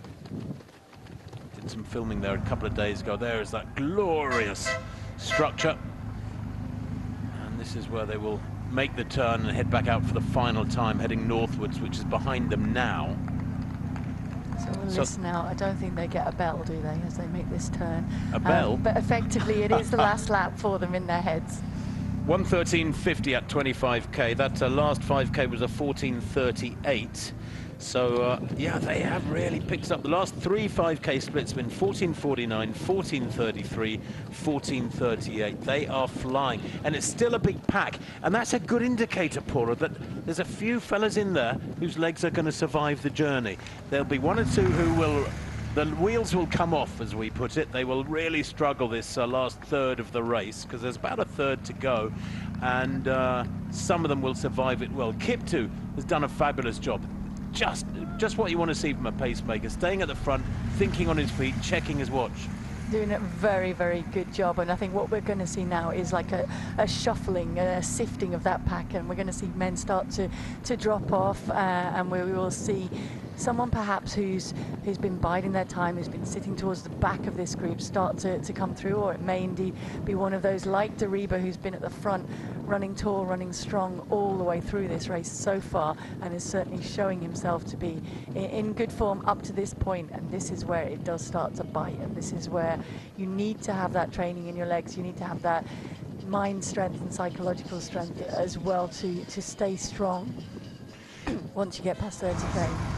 Well, this big men's pack that we've talked about, who have now gone through 25K, includes Deslen Germa, Salih Kiptu as pacemaking, Berahanu Segu, Dejene Hailu, Ute Gemechu, Getaju Masresha, Boki Deriba, who was one of my dark horses in this race, Delisa Bultisa, Edmilam Kassa, he's one of the debutants, Shifera Tamru. There's some exciting racing and some exciting debuts unfolding out there in Dubai this morning. And in the women's race, well, the leaders include Bertakan Welde, she's a debutante, Tigist, and Dera Dida, of course, very experienced. Badatu Herpa, who's experienced. Aniba Yima, she is amongst the absolute favourites. That was at halfway in the women's race. And Nurit Ahmed as well, who is also a debutante. Welde looking really strong there in the purple. Really powerful, long, purposeful stride. Strange arm carriage, really high arm carriage there, right up close to her shoulders, her hands hardly moving down to the side of her body at all. 1 hour 20 on the clocks. They've got, what, less than an hour to run, I would say, the leading women, but who is it going to be who unfolds as the eventual winner? She has been locked in that position for the majority of the race so far. Welde has been very keen to get right up behind the pacemaker, to go with that pace and commit to it early on and stick with it. The other women happy to shuffle a little bit behind her in terms of position-wise, and there's been some chopping and changing. Tigist Girma in second there has been dropped back at some point and then moved further up. Deradida's been settled alongside Herpa for very much of the race like that. And like I said, Zineba Yima is looking strong as well. So that group has now whittled down to 5 in that leading women's group. And you can see the pacemaker. He's keen to push the pace on. I'm not too sure that women are behind. They're quite happy to settle into racing at this point. Well, they're about 30 seconds from the 25k marker, I reckon, these women, and just as in the men's race where it picked up around 15k and through 20k and 25k, I wonder if the same is going to be the case here in this women's race as we get this 25k split. There it is, 121.50 in this women's race at 25k. And just to put that in context, 25k 121.50 puts them on schedule for almost exactly 2:18. You probably knew that, Paul. I know you've got all this going on in your head. Well, I can hear it whirring sitting here beside you. Eh? We've got a little predictor on the computer, but yeah, certainly that pace when they're getting down around those times for 5k and per kilometre split, then you know it's quick running. Well, the fastest time in the world this year is by Ruti Aga. I know it's only the 12th of January, but Ruti Aga of Ethiopia in Xiamen in China last Sunday ran 2:18.45, so it'd be nice to see that mark go here for the race organisers in Dubai. And on the men's side, the fastest time in the world this year, 2:06.06 from Dawit Wolde, another Ethiopian. That too was in Xiamen in China last Sunday. So of course, Pete Connaughton, the race director, looking for world bests to be set here in men's and women's races. And some great racing too. This is the chase pack of women, so the second group of women that we are looking at there. This is the front group, those 5 women settled in with their drinks now, but taking the opportunity to run along with those bottles for a little bit, as we said, and get that all-important fuel in. Yima moves to the front. Is that just to pick up a bottle, or is she trying to put a little bit of a surge in and work towards that pacemaker who is a little bit ahead to the front of these women? You see the Burj Al Arab, which will be one of their sight markers that they'll be also working with, so they know that once they make that turn, come back around in front of that, they do have that, just that one loop left to run. What did you prefer, Paul? Would you have preferred races like this with long straights and nothing breaking up your rhythm, or did you like, for example, I mean, maybe it's a silly question, you like Chicago that has about 40 or 41 turns and you set a world record there, your first world record there. What do you prefer? Do you prefer a busy course or a course that's really straightforward and simple like this one? I think it depends what you're trying to get out of it. If you're trying to run a time, then a course like this, it is conducive to faster times, although as you said that, I found it fast in London because I was able to tap into the atmosphere and the support of the crowd. I think something with it a bit more interesting certainly helps to keep focus, and long straights do make it harder to maintain focus. You've got to rely on a race around you, and if you are out on your own, it's nice to have some things to break it up, but at the same time you train for so long and you're very focused on your splits and tuning into your inner entertainment, if you like, in terms of what your body feels like, what you're doing within the race, and staying committed to that. So it doesn't really matter too much is the answer to your question. I think you just want to be able to be in shape coming into a race. Now, there's massive prize money on offer today. $80,000 US for the winner, $40,000 for second, $20,000 for her third. There's $168,000 for the top 10 in the men's race. The same for the top 10 in the women's race.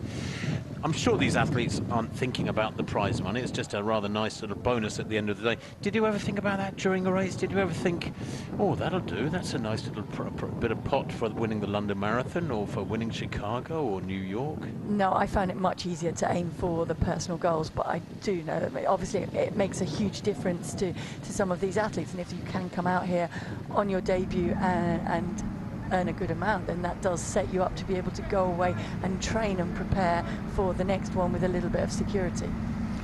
29k there for the leading men, so they're about 3 minutes away from the 30k marker, and the times have gradually been creeping downwards towards the goal target of 2:04. I don't know if we'll see a sub 2:04 clocking today. It would be lovely to see a sub 2:05. It is fast. There is a great race unfolding. You're dead right, Paul. A couple of minutes ago you mentioned the fact that there are 2 fabulous races unfolding here. We're in about 2/3 of the way into each race, a little bit beyond that in the men's race, and yet we have still got packs at the front end with athletes racing each other. Time trials are wonderful to see, world records, super fast times, but nothing beats head-to-head competition. And even Noah Pike swerving in front of you as well, although I think that was deceptive on our shot.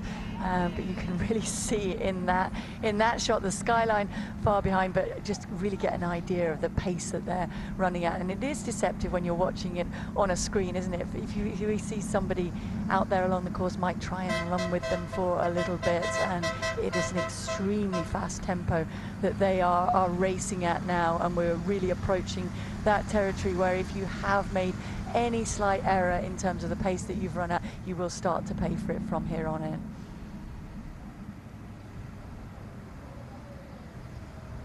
That is Yishma in the women's group. This is a chase group of women. We do have that lead group of 5, remember, away, that includes Tigis Girma, Zeneba, Yima, Dera Dida, Bertukan Welde and Vedatu Hirpa in the women's race. There we are.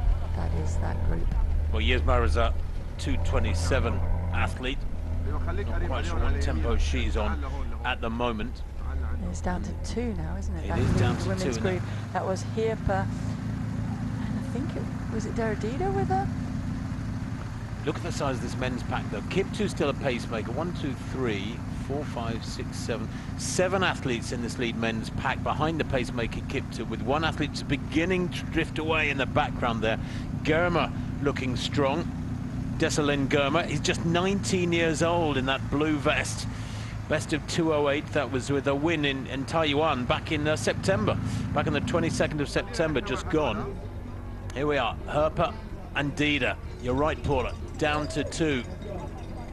And shifting too, and I sense that Herpa here is chomping at the bit and trying to break Dida, but Dida is most experienced of the 2. Well, it's interesting because the pair of them are the 2 who didn't do anything during the first half. They sat back and allowed the other women to kind of jostle for position ahead of them and conserved energy there, and then past halfway when the pacemaker pushed on a little bit, it was those 2 women that were able to go with that. And now if we look back down, I think that's Yima, is it, who's next?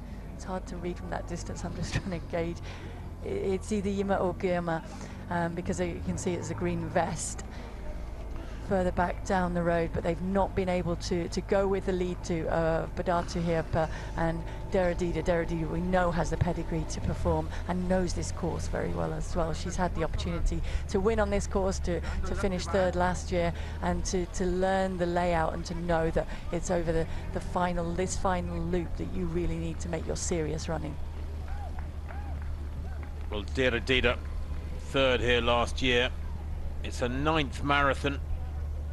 She's the athlete married to the Olympic marathon champion, Tamarat Tola, winner in the Paris Olympic Games in that astonishing 42k contest in the French capital, where they ran out to the Palace of Versailles on a monstrous hill. Couldn't be more different to this race today. And yet the times were still pretty quick in Paris. Did they run 2:06, the winning time, I think? They the ran men? Olympic records, I think, in both races, men and women's races, and some great racing to the end as well. So times extremely fast, given just how steep that hill was. Yes, they came down it as well, but it's also, that's quite hard on your legs to run quickly down a hill. And certainly a race like today, which is more flat, as you can see from those splits, those 5k splits on your screen, the men's race has settled now from that little bit rash, faster 5k split, and it's settled back down to around about 14:40 pace.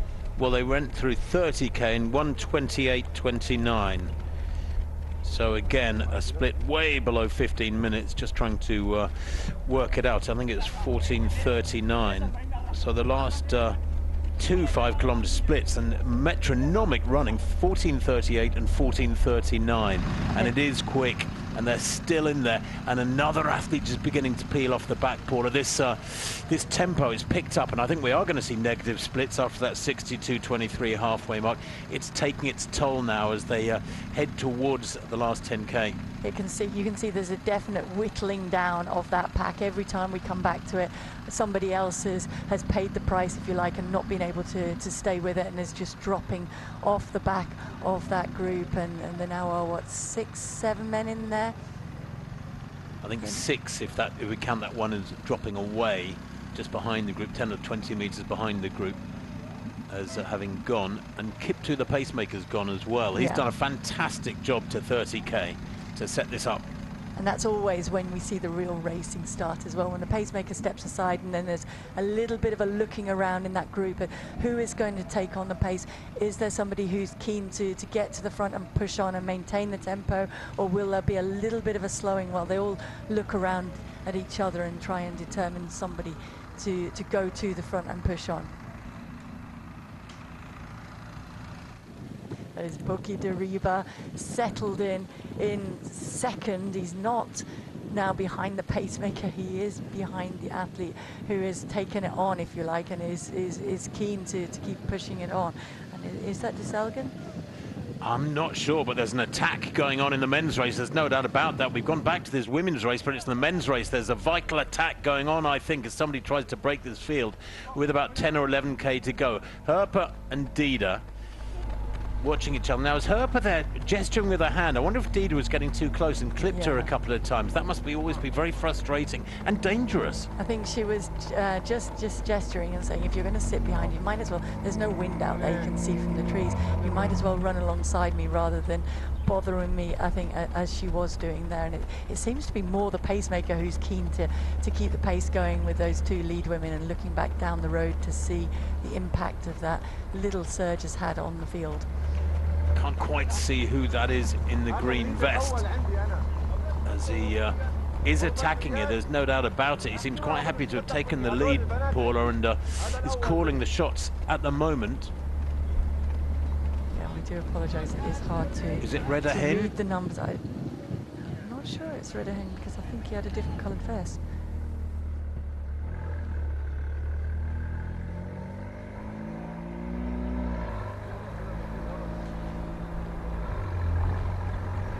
But there's no doubt he's not biding his time here. This runner in green. Yeah, I think it is Red Hen. No, it's Masresha. Getachew Masresha, who does have a half marathon personal best of 60.08.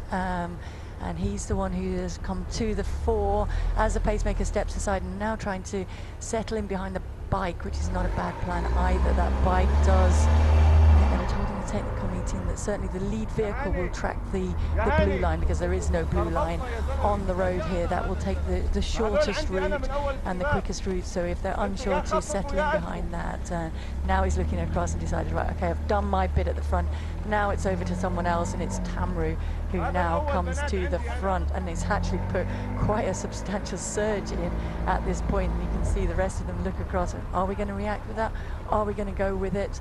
And now they start to more gradually respond to the surge of Tamru, who said, no, you've done your stint, I'll take over and keep the pace going. So Tamru at the front, and he has definitely put his foot down because they're slotting in behind him, almost single file fashion. And that is always, I guess you can regard it as a positive, Paul. If you put in a surge and there's nobody up alongside you going, is that the best you got?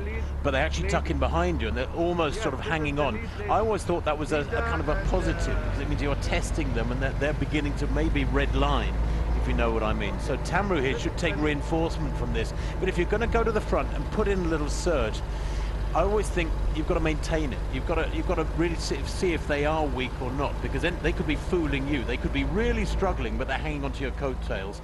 If you maintain it for a few minutes, then you find out. And remember, a lot of these men are debutants as well, so they will be looking to the likes of Tamru, who does have experience, a lot of experience over the full distance.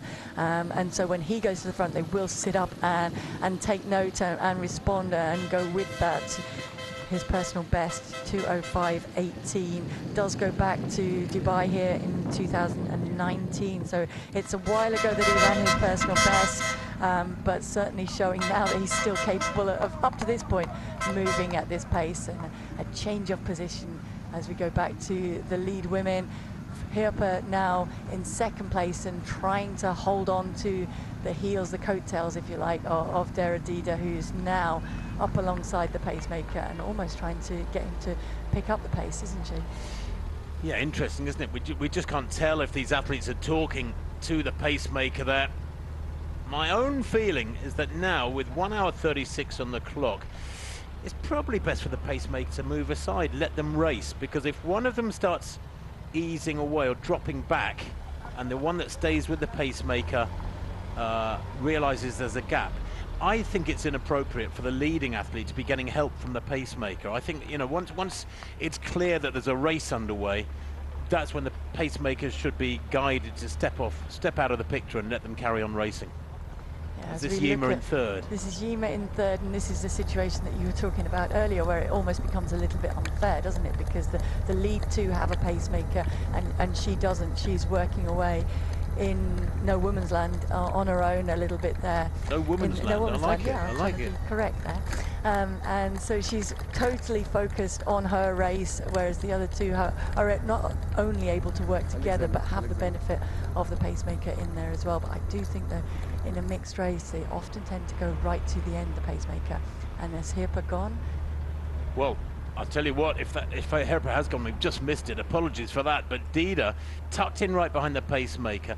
And will she be encouraging him to keep going? Hirpa.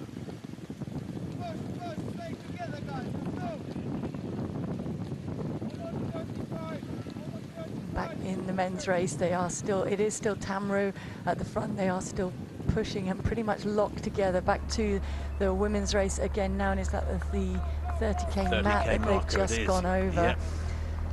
So will give us a good indication. Certainly she hasn't gone, or maybe not yet at the table for her drink. Yeah, here she goes. I was going to say, with the experience of Dida, she won't miss a bottle, so she knows that she's moving over to grab hers from the table there. Her pacemaker did almost miss his, and she gave him a helping indication. Go back and get yours. Yours is with the men's.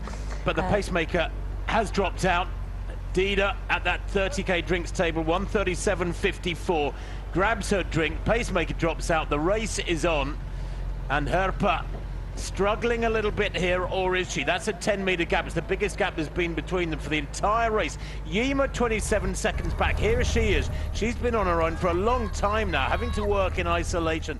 This is the sort of uneven playing field you've talked about, Paul. We both referenced, and now, you know, you have to think, well, they've still got 40 minutes of running to come. There's a chance Yima here in third place could catch them if they don't get assistance up front. Well, not only that, but the pacemaker has now dropped down from the front of the race to bring Hirpa back to Dida. That was, he dropped back, got his bottle, and then in dropping back to get that had actually put himself back with Hirpa. So there's a change there as well, because she now has helped to try and work her way back to Dida. So yeah, you're right, at this point, to my mind, it's far better the pacemaker drops out and allows the three women to battle on their own, because there's a really, really great race hotting up. And in the men's race, the same thing. We've just got a lot of men in there still racing, and it's Guillermo now who's struggling to hold on to the back of that lead group. He's just working himself back up towards them, and that is a lead group of 7 in that men's race that are really racing. Mind you, they've just run the last 5k in 16:04. They are beginning to really tank along, these leading ladies, reaching 30k in 137.54. Here's that men's pack. Now, are we going to get a situation, and it happens so often, Paula, where because we're in the latter stages, these fellas have got about 25 minutes of running to go. They start watching each other, and it becomes a cat and mouse affair, and they slow a little bit, and any chance of a really quick time just slips away. What is going on here? The pacemaker's getting involved in the racing here, and I'd really like to see him move out of the way, because we'd less see these two ladies race on their own. It'll be interesting afterwards to see, do they have anything to say about it? There is Tigist Guillermo, so she is currently in 4th place, trying to work her way back to Yima. She'll be able to see Yima up the road ahead of her. If she can't quite see the athletes, she will be able to see the entourage around them in terms of the camera bikes and the timing vehicles as well, so that will help her in terms of focusing down the road to see what she has to work towards ahead. But we might find that Dida has something to say about the fact that the pacemakers did drop back. She will be able to now work together, and almost has to redo the work that she put in to build up a little bit of an advantage. And that was a 3:07 on my clock kilometre split that Dida did to break away, and that's in essence all been undone now as Hirpa has been able to work back to work towards her. So here is the neighbour Yima. She is the current 3rd place and has been that for a little while now, kind of stuck on her own. And there is first and second. There are first and second locked together again with the pacemaker back with them. Dida nearest the camera then. Bedatu Herpa, the 25-year-old, former world junior champion at world youth champion, I should say, at 1,500 meters. The athlete to the right there, as you see this, has fabulous speed in her legs from a few years back. But what a marvelous year of marathon racing she had last year, with wins in Riyadh, in Prague, and then 5th in Amsterdam, but in a super fast time, her personal best 2:21. So she really has learned how to race, and race well as a marathon runner, and she's in a race now at the front of that women's race, down to 2. Here in this men's race, Paul, a very different affair. There's what, 6 or 7 of them locked together. You could throw a blanket over them, virtually a big blanket, and yeah, 1 or 2 of them beginning to look around and study each other's form. And I don't think anybody wants to be the sacrificial lamb. I don't think anybody wants to get their head down now with what, probably 23, 24 minutes of running to go. None of them wants to really be the athlete that lays it on the line and gives away how good they feel almost. It's like a game of cards. Why don't you play your cards close to your chest? It is, and as I said, particularly because a fair number of these men are making their debut as well, so they're still learning about it, and they don't want to overcommit. They've heard all the stories about how you mustn't put too much in too soon in this race. Tamru has gone from leading the group and really pushing, and so he's now dropped to the back, taking that time to get a little bit of fluid into him. As we skip back to 3rd place in the women's race, and it is Zeneba Yima still working hard and consistently there, back down the road behind. That is the gap to 4th place, and to Tigist Girma, who is working her way back towards her if she can, and hoping that there might be a little bit of fatigue creeping into the legs of Yima, and she might be able to reel her in. And the 2 women at the front still working together, Deradida and Bedatu Hiapa. And back to the men's group, still 7, I make it in there, although it is now Tamru who's getting his drink, yes, but struggling to stay in contact with that lead group and starting to detach into maybe 1 breakaway on the front. Certainly a little bit of breaking up is normal as they go through the drink stations. Some men get their bottles sooner, some will put in a little bit of a surge and try and catch people out as they go through that drink station. But it is Gemachu, and there is what we were talking about, just trying to experience running alongside those elite men, and the sheer pace that they are moving at is far more impressive when you see mere mortals moving alongside them and able to gauge off that. But it's certainly Gemachu who, in the green and red and white vest at the front, was the one who took advantage of that drink station. There he is, to push on off the front and starting to really break up that group now behind. Might be a little bit of time before he sees the full impact of that, and they are able to work off that, but maybe not expecting that, if it's particularly debutants, to be able to go with that surge. He is on his debut as well, but certainly feeling good at this point and happy to push on. He does have a number of half marathons under his belt, and best of those 60:11 for 2nd just recently in November.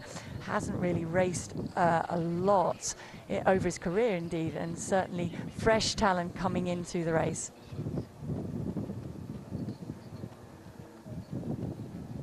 Checking his watch, I mean, I think that's fairly standard. If you are a debutant over the marathon distance, you will want to be checking, particularly when you're pushing on off the front. Here is the situation back to the elite women's race. Deradida and Bedatu Hiapa locked together. There's Segu trying to reel in Gemachu ahead of him.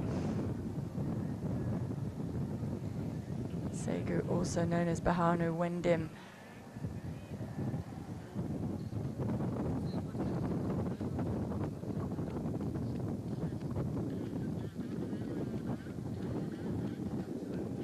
That is now carnage back down the road behind them, you can see the gaps are really breaking up, and that is just indicative of the pace that they're running at in the men's race and the effect that that has on the field behind, because of the building up and surges in there, but certainly the real wind up of the pace, and backed off a little bit when the pacemaker went out, and now there's some real racing going on. Well, Elisa DeCisa, that just gone through in isolation, Paula. He's had his day. He's 34 years old. He's one of the greatest marathon runners in history, one of the most consistent, of course. This is Dennis Kimetto, who at 40 is still having a pretty solid day at the races. He went out with the early pace, which was quick enough through the first 10 or 15k, but while he held the world record at one time for 25k, he hasn't done a competitive international marathon for a few years now, Dennis Kimetto, and he said to me a couple of days ago, chatting to him, he said, yeah, I'm still in reasonable shape. He's enjoying his running, but he knows his best days are way, way behind him. That world record of his over the marathon distance back in 2014 in Berlin, so some 10.5 years ago now. Not quite the same bounce in those legs as 10 years ago, or indeed as a couple of hours ago. Or 1 hour ago.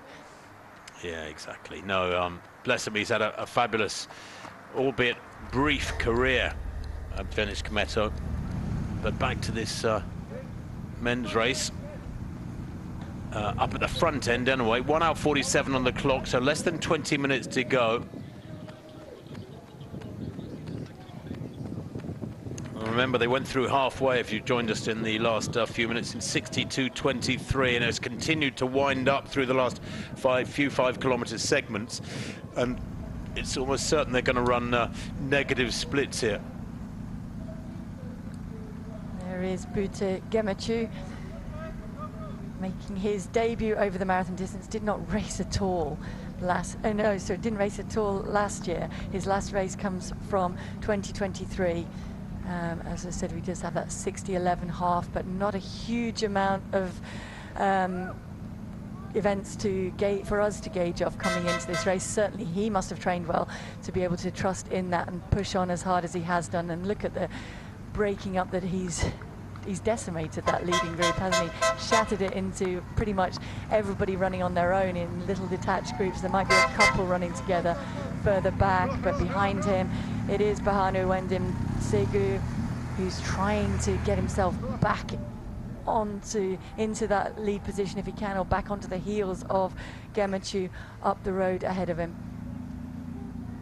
Well, this would be typical for Dubai, wouldn't it, to have a debutant winning the race if Gemachu can maintain this form. Here is Yima back in third place in the women's race, who's been on her own for a long time now. She was up with the lead pack at halfway, 69.12. Lovely, lovely shot looking northwards there towards the downtown area, I suppose you could call it, of this massive city, Dubai. 3.5 million people in Dubai these days, as we see the Gulf to the left there and some of the glorious beach areas. And that is looking northwards along the main strip, where the athletes run backwards and forwards. Now Gemachu,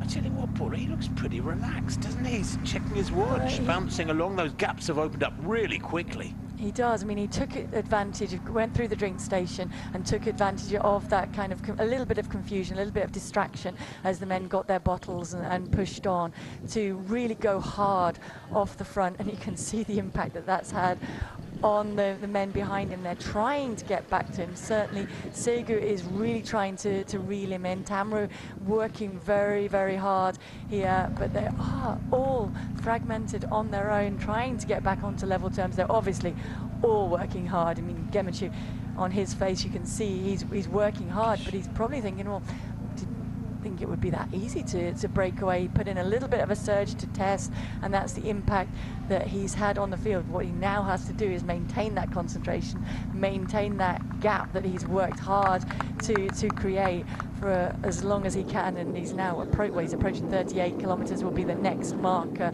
for him, and from there he knows it's only 4k. It's hard to hold on, but it's tough. Do you think he's gone too early, Paula? 15 minutes to go. It's, I mean, it really has ripped them asunder, hasn't it? This surge over the last few minutes. We had a pack of, literally 5 minutes ago, we had a pack of 6 or 7 fellas. Look at it now. 25, 30-meter gaps between the top 3 or 4. Well, it certainly tested them. There's the predicted race finish. So they were slowing off, and he did just put in that surge, and he probably was thinking this might take a couple of these to get away, and in fact on the first surge he managed to break away. So we've seen him looking around, we've seen Segu try to make his way to work back towards him. Tamru is also working really hard there. There's the last kilometer split, 2:57, so it's not crazy pace that he's thrown down. It is a quicker pace, and I think now he has just decided, okay, well, it worked perhaps sooner than I expected, so now it is just about consolidating that and, like I say, maintaining focus over this last 4 or 5 kilometers of this race, and he will be eyes focused on trying to see if he can see the Burj Al Arab up ahead of him to work towards, and then know that it is just that quick left-hand turn and a short run into the finish, which will be an extremely welcome sight, because make no mistakes, they're all hurting at this stage. Tamru, the gaps about 30 meters between him and the leaders, and here is that leading pair in the women's race. No, this is third and fourth. Third and fourth. That's Yima. Well, this is Yima to the and right this is Tigges Girma, and I think Tigges Girma has worked past Yima, who has been in third on her own, isolated for a lot of the second half of this race, and now that is Tigges Girma moving into third position and looking down the road ahead of her to see, can she get back to Badatu Hirpa and Deradida with the pacemaker the last time we saw them up the road ahead of her. Tigges Girma, the fastest in the race, so has moved into third place there as she makes that final turn to the north end of the course. She's got, what, about 8k to go, 5 English miles. He's moving well. I think that's Segu in second place the last time that we saw him. Is that Segu? Yes, it is, I think. Berhane Segu making his debut. He's a 59.42 half marathon runner. He was busted for doping, served a 4-year doping ban between 2019 and 2023, but came back this year with a 19th, last year rather, with 19th in the World Cross Country Championships, but he missed those 4 years of competition. And now this leader, Gemechu, he can't widen that gap though, can he? It's still about 25 meters. He can't widen it, but tantalizingly Segu can't close it either, so it is holding, and 2:56 I think for that last kilometre, so 2:57, 2:56 there. He's consistent in his pace, which is what he needs to do, and just needs to maintain that focus and keep going. He's worked hard, and from that shot, and remember that is the view that Segu is getting, that he's psychologically trying to work on. That is the task ahead of him, to reel that in, and he's working really hard, and he's not really making any inroads into that space. Well, Jumeirah Beach Road stretches to the north as they negotiate this little dogleg here, and then they'll take the left into the finish straight, and that would be a very welcome sight for these fellas to Umsukum Street, which is the last few hundred meters.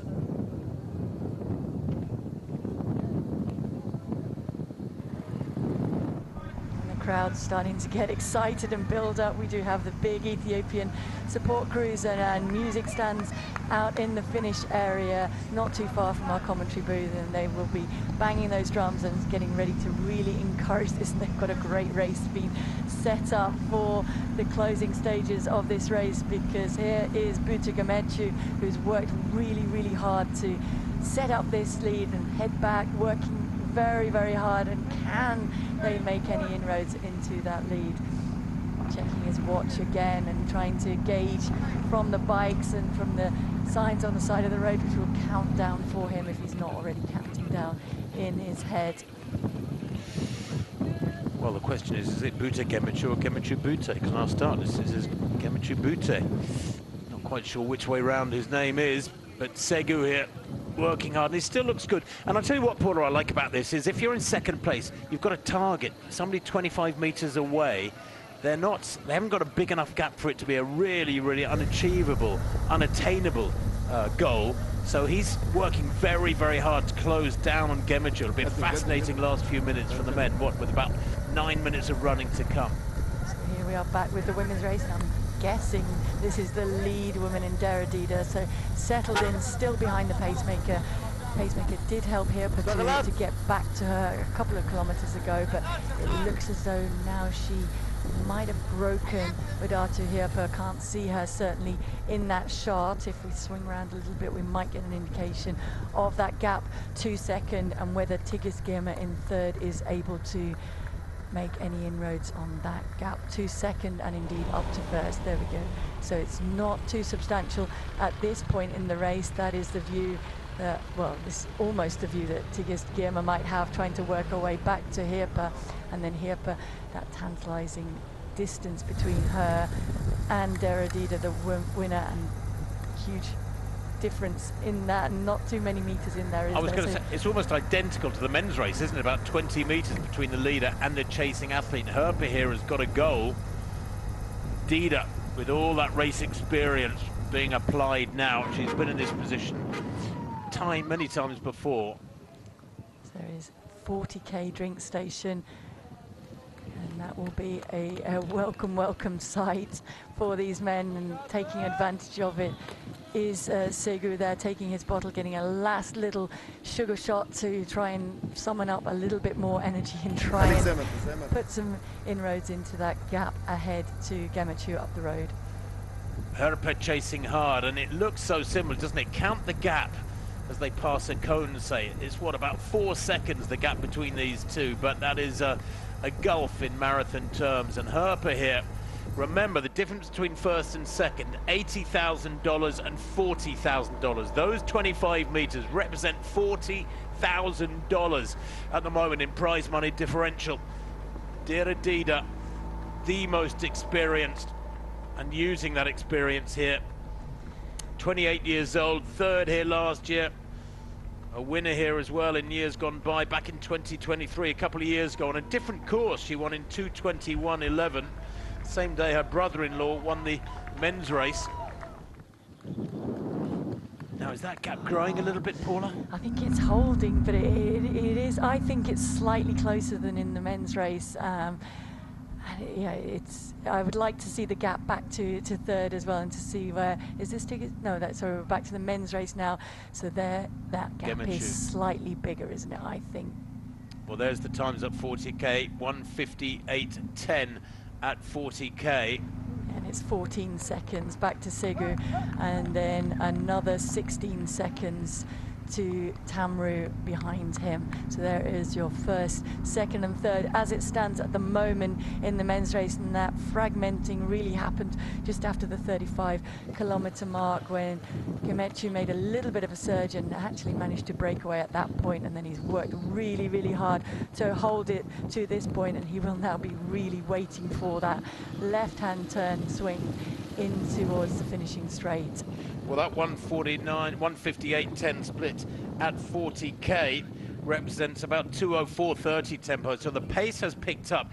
His 39th kilometer was at 2:49. He's absolutely flying in this men's race. That's why the time has come rocketing down over the last half hour or so. It will be, I think, pretty spectacular negative splits in this men's race today, in this 24th edition of the Dubai Marathon. Yes, 2:35 according to, that can't be right, they're saying the 40th kilometer's 2:35. It's not that quick, there's no way. But anyway, we do know he's accelerated. Yeah, and he's really trying to hold on and consolidate and extend that lead that he built up, and checking his watch as he's going along just to see if some gauge of the time. But really now it is about just making sure that you just count down in your head and just get through this last, kilometer or so. Not even that, is it? It must be, yeah, he's approaching 41 kilometers now. He's managed these last few kilometers well, hasn't he? He has. I mean, from now on, with less than 2k to go, it's about race management. Just hang in there and keep it going. This will be the biggest win of his career by well, many tens of thousands of dollars if he does take first place, and it will give him status on the world marathon scene. It'll make him a desirable commodity. Race directors will be wanting him, and I suspect, Paul, and now with the shoes and protecting legs so much, he's got a chance of going for one of the big April marathons. Certainly he's got a chance of being able to come back, and another indicator of somebody trying to run alongside him at pace, and he looks across as if to say, is that all you've got? Can you not help me for a little bit longer?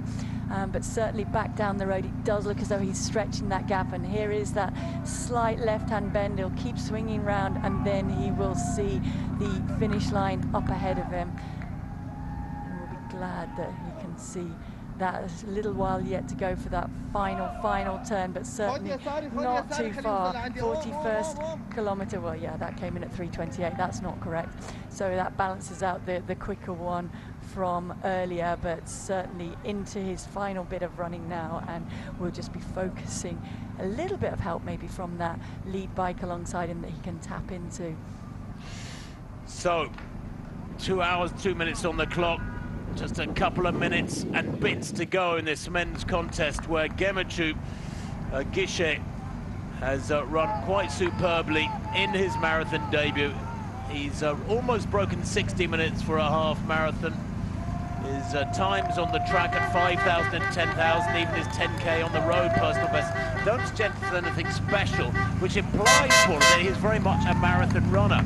We don't have an age for him, but I think this is a fella who is now announcing himself on the world marathon scene. Less than a kilometre to go. He'll make the left-hand turn into Sukhim Street. Now, very, very shortly, there it is, the sweep into Sukhim, and the finish line will come into view. It has been a quite magnificent run, and I tell you what, he's run it with a mature head. You'd think he'd got a bunch of marathons behind him, the way he's handled this run over the last 10 kilometres. He has really raced well. You could see he put a bit of a surge in, managed to break away, then thought, right, okay, I've done that now, I have to consolidate this, and you can see he's hurting, but he also knows that he's running a very quick time, and he must be extremely happy with his debut over this distance, and now he's able to stretch out a little bit, and that gap behind is growing and growing, so he shouldn't come under any attack now in these closing meters. There is second place just coming around the bend behind him, Segu. Head down, just working everything that he's got left into these final stages. So into the last 200 or 300 meters now. This young man in his marathon debut looking quite magnificent. Superb running from Gemechu here as he heads towards the line. He's destroyed this field over the last 5 or 6 kilometers since the pack broke apart. Checks his watch there. 2 hours 4 minutes on the clock now. Won't be a new course record, but it will be super fast, and significantly it will be the fastest time in the world this year. It was 2:06:06 by Dawit Waldo in Jammen last Sunday. Today here in this 24th edition of the Dubai Marathon, the world's fastest time in these early days of 2024 will indeed be set in this glorious city. Gemechu drives towards the line, looking strong, looking superb. Is that a smile or is it a grimace? It matters not, because he has destroyed a very strong field here of athletes who know this course well. Well, he'll know it well after this. Gemechu, head down, pumping hard with the arms, all the way to the line. Look at the clock, he's going to be inside 2:05. What a run from the debutant to win here in Dubai in 2025. 2:04:50 unofficially. That is one of the great debut runs of recent years. In second place, coming through strongly, is Segu. He too has also had a fabulous run. He's worked hard to maintain that second place. It's his debut as well. The reputation of Dubai for being the race that projects great runners into fabulous marathon careers is strengthened all the more here. And that is Tamru coming through in third, and he's not too far in the end off his personal best, and certainly the quickest time that he's run for a good 5-6 years, so he will be happy with that return to form. He will indeed. Tamru finishing in third place. Chifera Tamru, the 26-year-old. His best 2:05:18, missed by just 10 or 15 seconds. That was when he was 5th in Dubai in 2019. He's third here today.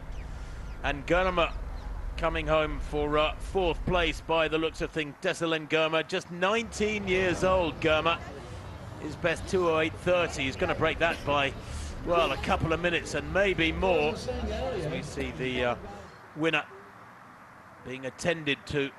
Desalin looks like he's going to finish in 5th place. I think Germa is out of shot. Is that? Yeah, Germa's just ahead of these two. That's Heiler and Recherche. 5th and 6th coming through. Here is Germa working hard towards the line, and that's still great running. Look, 2:06.5 on the clock for Desalin Germa. 19 years old. Modest track personal best. 2:08.30 his win from last September in Taiwan, and today he gets 4th place. 2:06.51 unofficially. Brilliant stuff from him. Just off the rostrum, Ailu takes 5th. Just getting ahead of Masresha, who has been ahead of him for much of the race. Ailu managed to reel him in across the line. More debutants coming in there with really, really strong performances. That was Buki Dariba just coming into the straight. One of the men pushing the pace early on in this race. That is a tired Buki Dariba.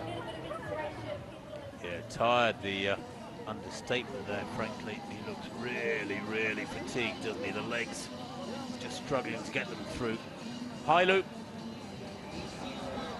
finished in 5th place. Dejani Ailu Bikila, to give him his full name. And all of these are still quick times in the 2.6s, 2.7s. Yeah, really quick racing, especially, as we said, given that they set off fairly sedately for that first 5 kilometers and then really built up into racing from there. And then when the pacemaker stepped inside, there was a little bit of a slowing and a settling before Gemachuk pushed away around about that 35-kilometer mark and rewarded with an extremely strong debut, which sets the bar for 2025. Well, Demissi there, coming home in, I think, 7th place. Just checking that. Deriba, Goitom.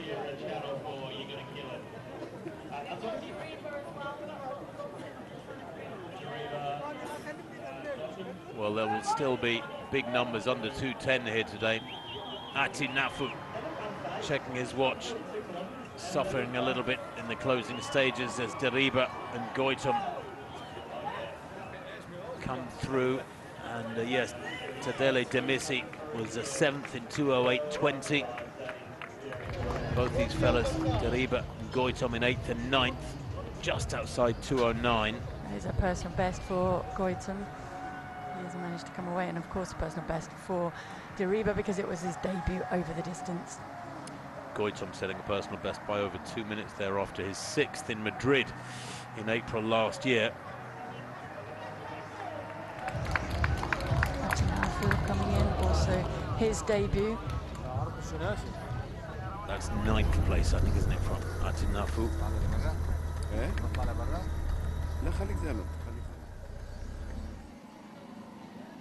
So just to confirm those first 3 for Bute Gemechu, winning in 2:04.50 from Berehanu Segu, 2:05.14, the 24 seconds, the gap at the finish line, and Chifera Tamru third, 2:05.28. Here is the form of the champion, Bute Gemechu, in his debut at this race. We don't have an age for him. That is the case with a few of these Ethiopian athletes when they're relatively raw to road racing. Many of them making their first or one of their earliest outings outside Ethiopia. They grasp the opportunities with both hands. Yeah, indeed, he hasn't raced. We did say he didn't race at all last year. His more recent races, not too many of those go back to 2023, but certainly coming out and starting off 2025 on great form and setting his stall out for the year ahead. And here is the leader in the women's race, Deradida, all on her own now. The pacemaker has stepped aside, so she has the pace truck up ahead with the clock on it for focusing her eyes on, and second place Hirpa, just behind her, they have gone through 40 kilometers, and that is a 10-second gap between those two women. And then let's see how far back to Tigist Girma, who was in 3rd place in this race last time we checked in on them. Do you think that is an unassailable gap, Paula, with two kilometers to go, so about just over 6 minutes of running to come? No, because 10 seconds. It's very hard to tell. It's much easier for the women out there because they know what they've got left in their legs and what they feel like and how strong they are. I think it all depends. It's not unassailable if Deradida has gone too soon and starts to struggle in this race. But if she's going to maintain that, then it is a tantalizing distance. Not quite as big as we saw in the men's, where it was about 14, 15 seconds. We'll see how much she closes in. Well, we had a winner, a debutante in the men's race. Here he is, Gemechu, the champion.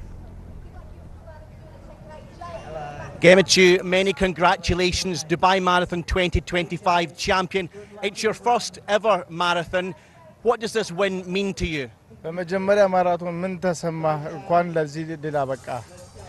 አሜን በጣም ደስታ ይሰማኛል። Happy for this situation. Talk to us about your tactics. How did you win this race today? እንዴት አድርገህ በምን አይነት ሁኔታ በምን አይነት ታክቲክ ልታሸንፍ ቻልክ? መጀመሪያ እኔ ማሸነፍ ሳይሆን ጥሩ ሰዓት አስመዝግባለሁ ብዬ ነው አሰብኩ።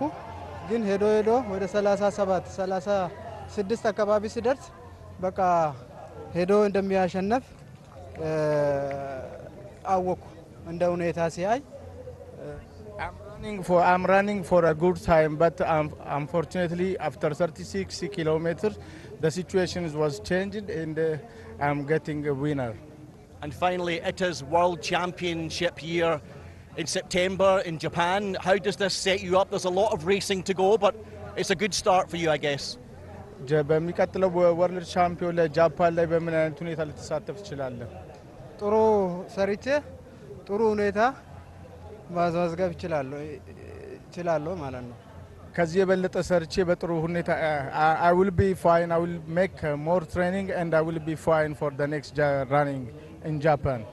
Thank you very much. Congratulations. Thank you. Congratulations. Well, that's fascinating. He's almost anticipating being selected for the Ethiopian team for the World Championships in Tokyo come September. There is confirmation of the first 10 in this 24th edition of the Dubai Marathon. Buta Gemechu, 2:04.50, a comfortable win, 24 seconds. The gap back to Berahanu Segu, his compatriot, 2:05.14 in second. And then Chifera Tamru, 2:05.28, another 14 seconds back in third. Great racing here in Dubai, where in particular in both men's and women's races today, the reputation for the race to discover new marathon talent has been underlined, has been strengthened. Deselin Germa, well, 2:06.51, his time in 4th place. That his consolation is a pretty quick time, it has to be said. Indeed, a personal best by a couple of minutes and more for Deselin Germa in 4th. And plenty of workers here from Ethiopia, of course, Paula, out celebrating their great races. It is, I think, without any shadow of doubt, the national sport of Ethiopia, where cycling is a big sport, but running is it. It is, and they send a lot of people here. A lot of people come out to cheer and support it. It's become known as the place to lay down your form for the year ahead and your hopes, and come out and show how hard you've trained. And in the women's race, Deradida still leading out there from the splits coming in on my screen. She is slowing, but so is Hirpa behind her, so that gap is maintaining about the same, and in fact it is, 2 minutes or so back to third, so no danger for Hirpa from behind. It is just a question of, can she make any impact, can she make any dent in that 10 seconds up the road ahead of her to Deradida, or is Deradida on her way to retaining that title from a couple of years ago here in Dubai? Well, she looks strong, doesn't she? Still good stride length, slight forward lean that for her, but she's chasing hard, but the gap is 10 seconds to Deradida up the road ahead of her. There's the kilometre splits, and look at that 40th kilometre, 3:17. That's where the break really did open up the gap a little bit more. 3:18, the 37th kilometre. Quite a variation in those kilometre splits. But Dera Dida looking very, very strong indeed, and I don't think much chance of her being caught here. 2:16 on the clock. Negotiating this last turn. Dida has made it. Herper leans into Shakim Street in that last few hundred meters to the finish line. So they are building into that now, and Dera Dida can see that clock ahead of her on that car. Her personal best, remember, stands at 2:19.24. So looking down the road ahead of her now, Herper in that shot looks as though she's extremely close. Can she close any at all? What has she got left in this final straight, Shakim Street? They can see the finish line ahead of them. Head back. Dera Dida is certainly fatigued at this point. Well, they have put on a quite magnificent race, this pair, over the last half hour or so since the pack broke up. But there's no doubting that we have a fabulous run on the way from an established champion. Dera Dida, winner here back in 2023, regains top spot. Herper is coming back at her though. Look at this, is she going to run out of road? Herper sprinting for all she's worth here. But Datu Herper, best of 2:21.09. She's guaranteed a personal best. Is she going to get the win as the legs go from under Dida? Dida, the head is back. I wonder if she's getting any warning, any information. Herper knows that the line is coming, but she knows she can catch her great compatriot and great rival. And within sight of the finish line, within a few dozen yards of the finish line, but Datu Herper gains the lead and takes the win surely now. 2:18 on the clock. Drama here in the closing stages in Dubai 2025. Wow! Dera Dida, there's nothing the 28-year-old can do about it. She won here in 23. She was third here last year, but this year we have a new champion. But Datu Herper, the 25-year-old, takes the title in Dubai, punches the air, newfound energy, with the adrenaline pumping through those veins, having taken the lead about 100 meters out. Quite astonishing, and a personal best there by about 3 minutes for Datu Herper to take the win. One layer of drama upon another. Paula, we haven't seen a finish like that. A closing surge to take the lead for many a year in a major city marathon. Well, you asked me about a kilometre out, did I think that she could reel her in? And I did say it depended what was left in the legs of both runners, and I think the change there was as they swung into that straight, you saw the impact of just misjudging the marathon distance, and that's what it does to you. If you contrast Dera Dida's form with the final 100 metres and a kilometre or so ago, the head went back, everything was tying up. She was trying to move to that finish line, but there was just nothing left in her legs, and Datu Herper sensed that and was able to find something more, finish far more strongly, and both of them rewarded with personal bests, but in very, very contrasting styles. And here is third position now in Tigist Girma. Well, but Datu Herper taking the win there, third time lucky for her. She was third here in 2020, she was seventh here 2023, and she wins today. And that World Youth 1500 meter title from 10 years ago, maybe the old leg speed, the muscle memory counted for a lot here today as she sprinted through the last couple of hundred to take the win. Tigist Girma, well, she's never done a half marathon. This is her 17th marathon. 2:18.52 her best from Valencia a couple of years back. She's just outside that, but she makes third place, and another really strong run for her. But Paula, quick times here in Dubai this morning with the leading two athletes running 2:18, and Tigist Girma here taking third place. The winner of Sydney a couple of years back, 7th in Valencia as well, where she set her personal best a couple of years back. Her first time here, and she takes third place, makes it onto the rostrum, Tigist Girma, in her first ever Dubai marathon. Herpa looks like she could go round again. It's amazing what a bit of adrenaline does for you, isn't it? The change in her composure on her face and certainly in her cadence when she realised that not only was she battling to hold on to second, she had a chance for the victory and she seized that chance and really picked it up. And Tigges Girma was the fastest in the field before the race, coming into that and consolidates that with a third place. And here is another debutante coming through, I think in fifth, is she, Welde? I think she's Yima's come through in fourth. Yima in fourth. And so I think Welde is in fifth place further back down the road. Of course, personal best because she is a debutante over this distance. Well, that winning time for Badatu Herpa confirmed at 2:18.27, just 4 seconds ahead of Dera Dida, who took second place, was leading until about 100 meters to go.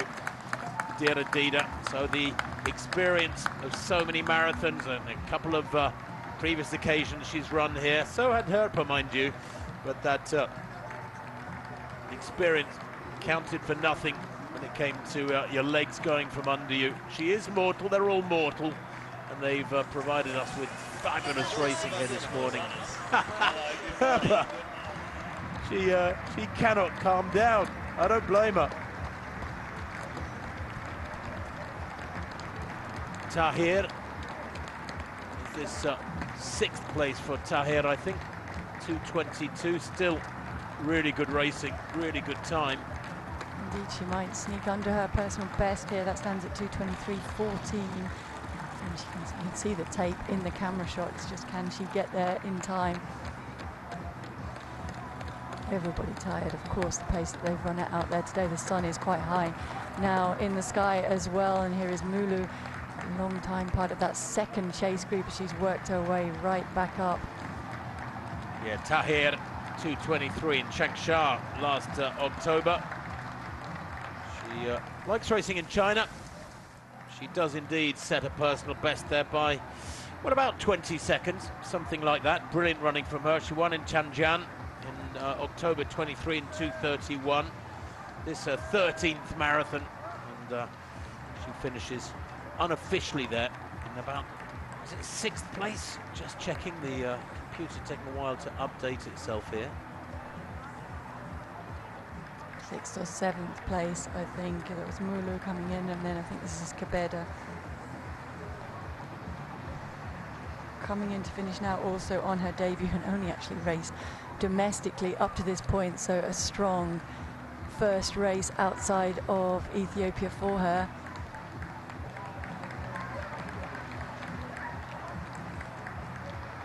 Yishma coming in. Yene coming through now as well. Quite big gaps in this women's race when you think the winner ran 2:18. This is now going to be a 2:24 run, just outside 2:24 there for Yizma. Still a personal best by a couple of minutes. Yeah, 2:27.46 her previous best. Kebebush Yizma Zewolde Mariam, to give her her full name.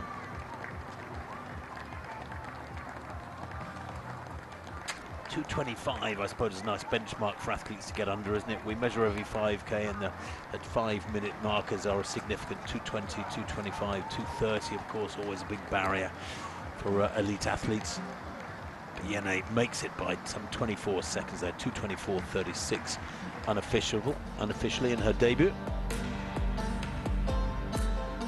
Well, here's that astonishing finish, Paula. You and I haven't seen something like this for many a year. Herpa taking the win, gaining the lead about 100 meters out from Dera Dida, and winning here today in spectacular fashion, punching the air. I tell you what, these Ethiopian athletes are very often very, very introvert and quiet and shy. Well, that shyness dissipated there over the last few meters, didn't it? She really did. It was almost reminiscent of Savannah Satin crossing the line there when she was celebrating in how fast that she'd finished, reeling that in the closing stages, and the contrast to the experience of Dera Dida, who doesn't often get it that wrong. And here is the winner. Badatu, congratulations. What a fantastic win. What were you feeling coming in towards the finish line where you could see Dear Adida just in front of you? እንኳን ደስ ያለሽ በጣም እንኳን ደስ ያለሽ አንደኛ በመውጣትሽ ምን እየተሰማሽ ነው ያለው ይሄን አሸንፈሽ አንደኛ በመውጣትሽ ምን እየተሰማሽ ነው ያለው በመጀመሪያ ደረጃ በጣም ደስ ብሎኛል ማለት ስራ ሰርተናል እንደማሸንፍ አውቅ ነበር ከመጀመሪያው She said that she's been working very hard to win it and she was very much confident that she would be winning it today. In commentary today, they were saying you were the dark horse, and for a moment there you were about 10 seconds off the pace. Did you always feel that you could win this race? እንግዲህ እሷ ምትልሽ ይሄንን እንደምታሸንፊ እርግጠኛ ሆነሽ ነበር ወይ 10 ሰከንድ ነው የቀረሽ የነበረው ለማሸነፍና እንዴት ነው ይሄን ምን ተሰማሽ ለዚህ ጥረት አድርገሽ ነበር ወይ ነው ምትልሽ ያው በጣም ስለሰራን ጥረት አድርጌ ነበር ማለት ከ35 በኋላ መሄድ ስለምችል እርግጠኛ ነበርኩ ሙሉ ኮንፊደንስ ነበር She said that she was having a full confidence after the 35 kilometer and she was trying to really to reach to the finish line and she was so much confident about it that she would be really reaching to the first line. Yeah. It was a very strong field today and for a long time in the race there were 6 of you all together. Did it help to have a big group to run with and a very good pacemaker?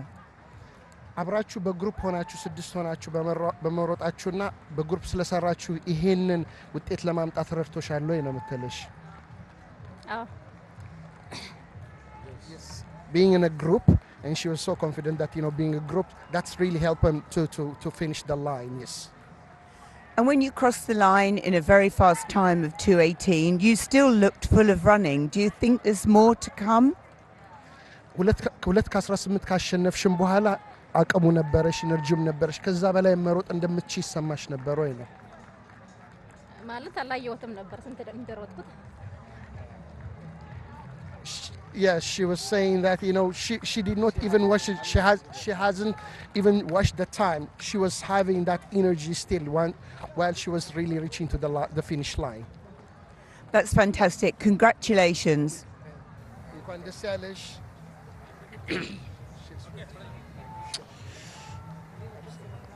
Well, she wasn't concerned about the time, Paula. I guess that's the last thing in your mind when you're winning a major city marathon and you've just had an astonishing run and run a big personal best. Maybe you're not looking at the clock. She was too busy racing. I mean, there was it was almost like a middle distance race there, wasn't it, the way she kicked past? It was. I mean, you had all the exciting elements of the marathon in there, didn't you? You had an experienced runner, forged a gap. You wouldn't expect that to fold, but it did unfold in that way, and you could see the fatigue really hitting suddenly poor Deradida, who's then struggling, almost running through quicksand, trying to fight her way up that home straight, still rewarded with a personal best, and that line could not come quickly enough for her, and for Hirpa, for a long time focused on trying to maintain second, is then suddenly working really hard to reel her in and to just do the unassailable. There it is, confirmation of that win by Bidatu Herpa, 2:18.27 here in Dubai in 2025. Dear Adida, 2:18.31, caught in the last 100 metres, loses by 4 seconds. Tigist Garma, 2:20.45, good run in third place. The consolation for Dear Adida, way under 2:20 again here in this 24th edition of the Dubai Marathon. Zeynep Yeba, well, 2:21.11 for her. She's an experienced racer, but today just outside the rostrum positions. And good running too, look at that, the first 7 under 2:24. And once again, confirmation of that men's result here in Dubai. Bute Gemechu, 2:04.50, that is quite some debut. Berohan Segu, 2:05.14, 24 seconds back, and Shifera Tamru also making the rostrum. Of course, the elite field's dominated by Ethiopian entries, and therefore the top 10 in the men's race dominated by the Ethiopian flag. Boki Dariba, who's one of my dark horses, as making a debut down in 8th place, 2:09.05. Still a really solid debut. Paula, 2:10 used to be the benchmark for world-class racing. It may not be anymore, but it is still a very, very important mark to get under. Well, particularly when, again, you go back and you look at the splits of that race, and it was real racing out there. It wasn't a consistent, solid run for time. There were surges thrown in there, and that's a more difficult way to race a marathon. And so I think there's definitely room for improvement and places to build off from so many of those men and women who've made their debuts out there today. As it turned out, it wasn't negative splits, was it? 62.23 the first half, 62.37 the second half.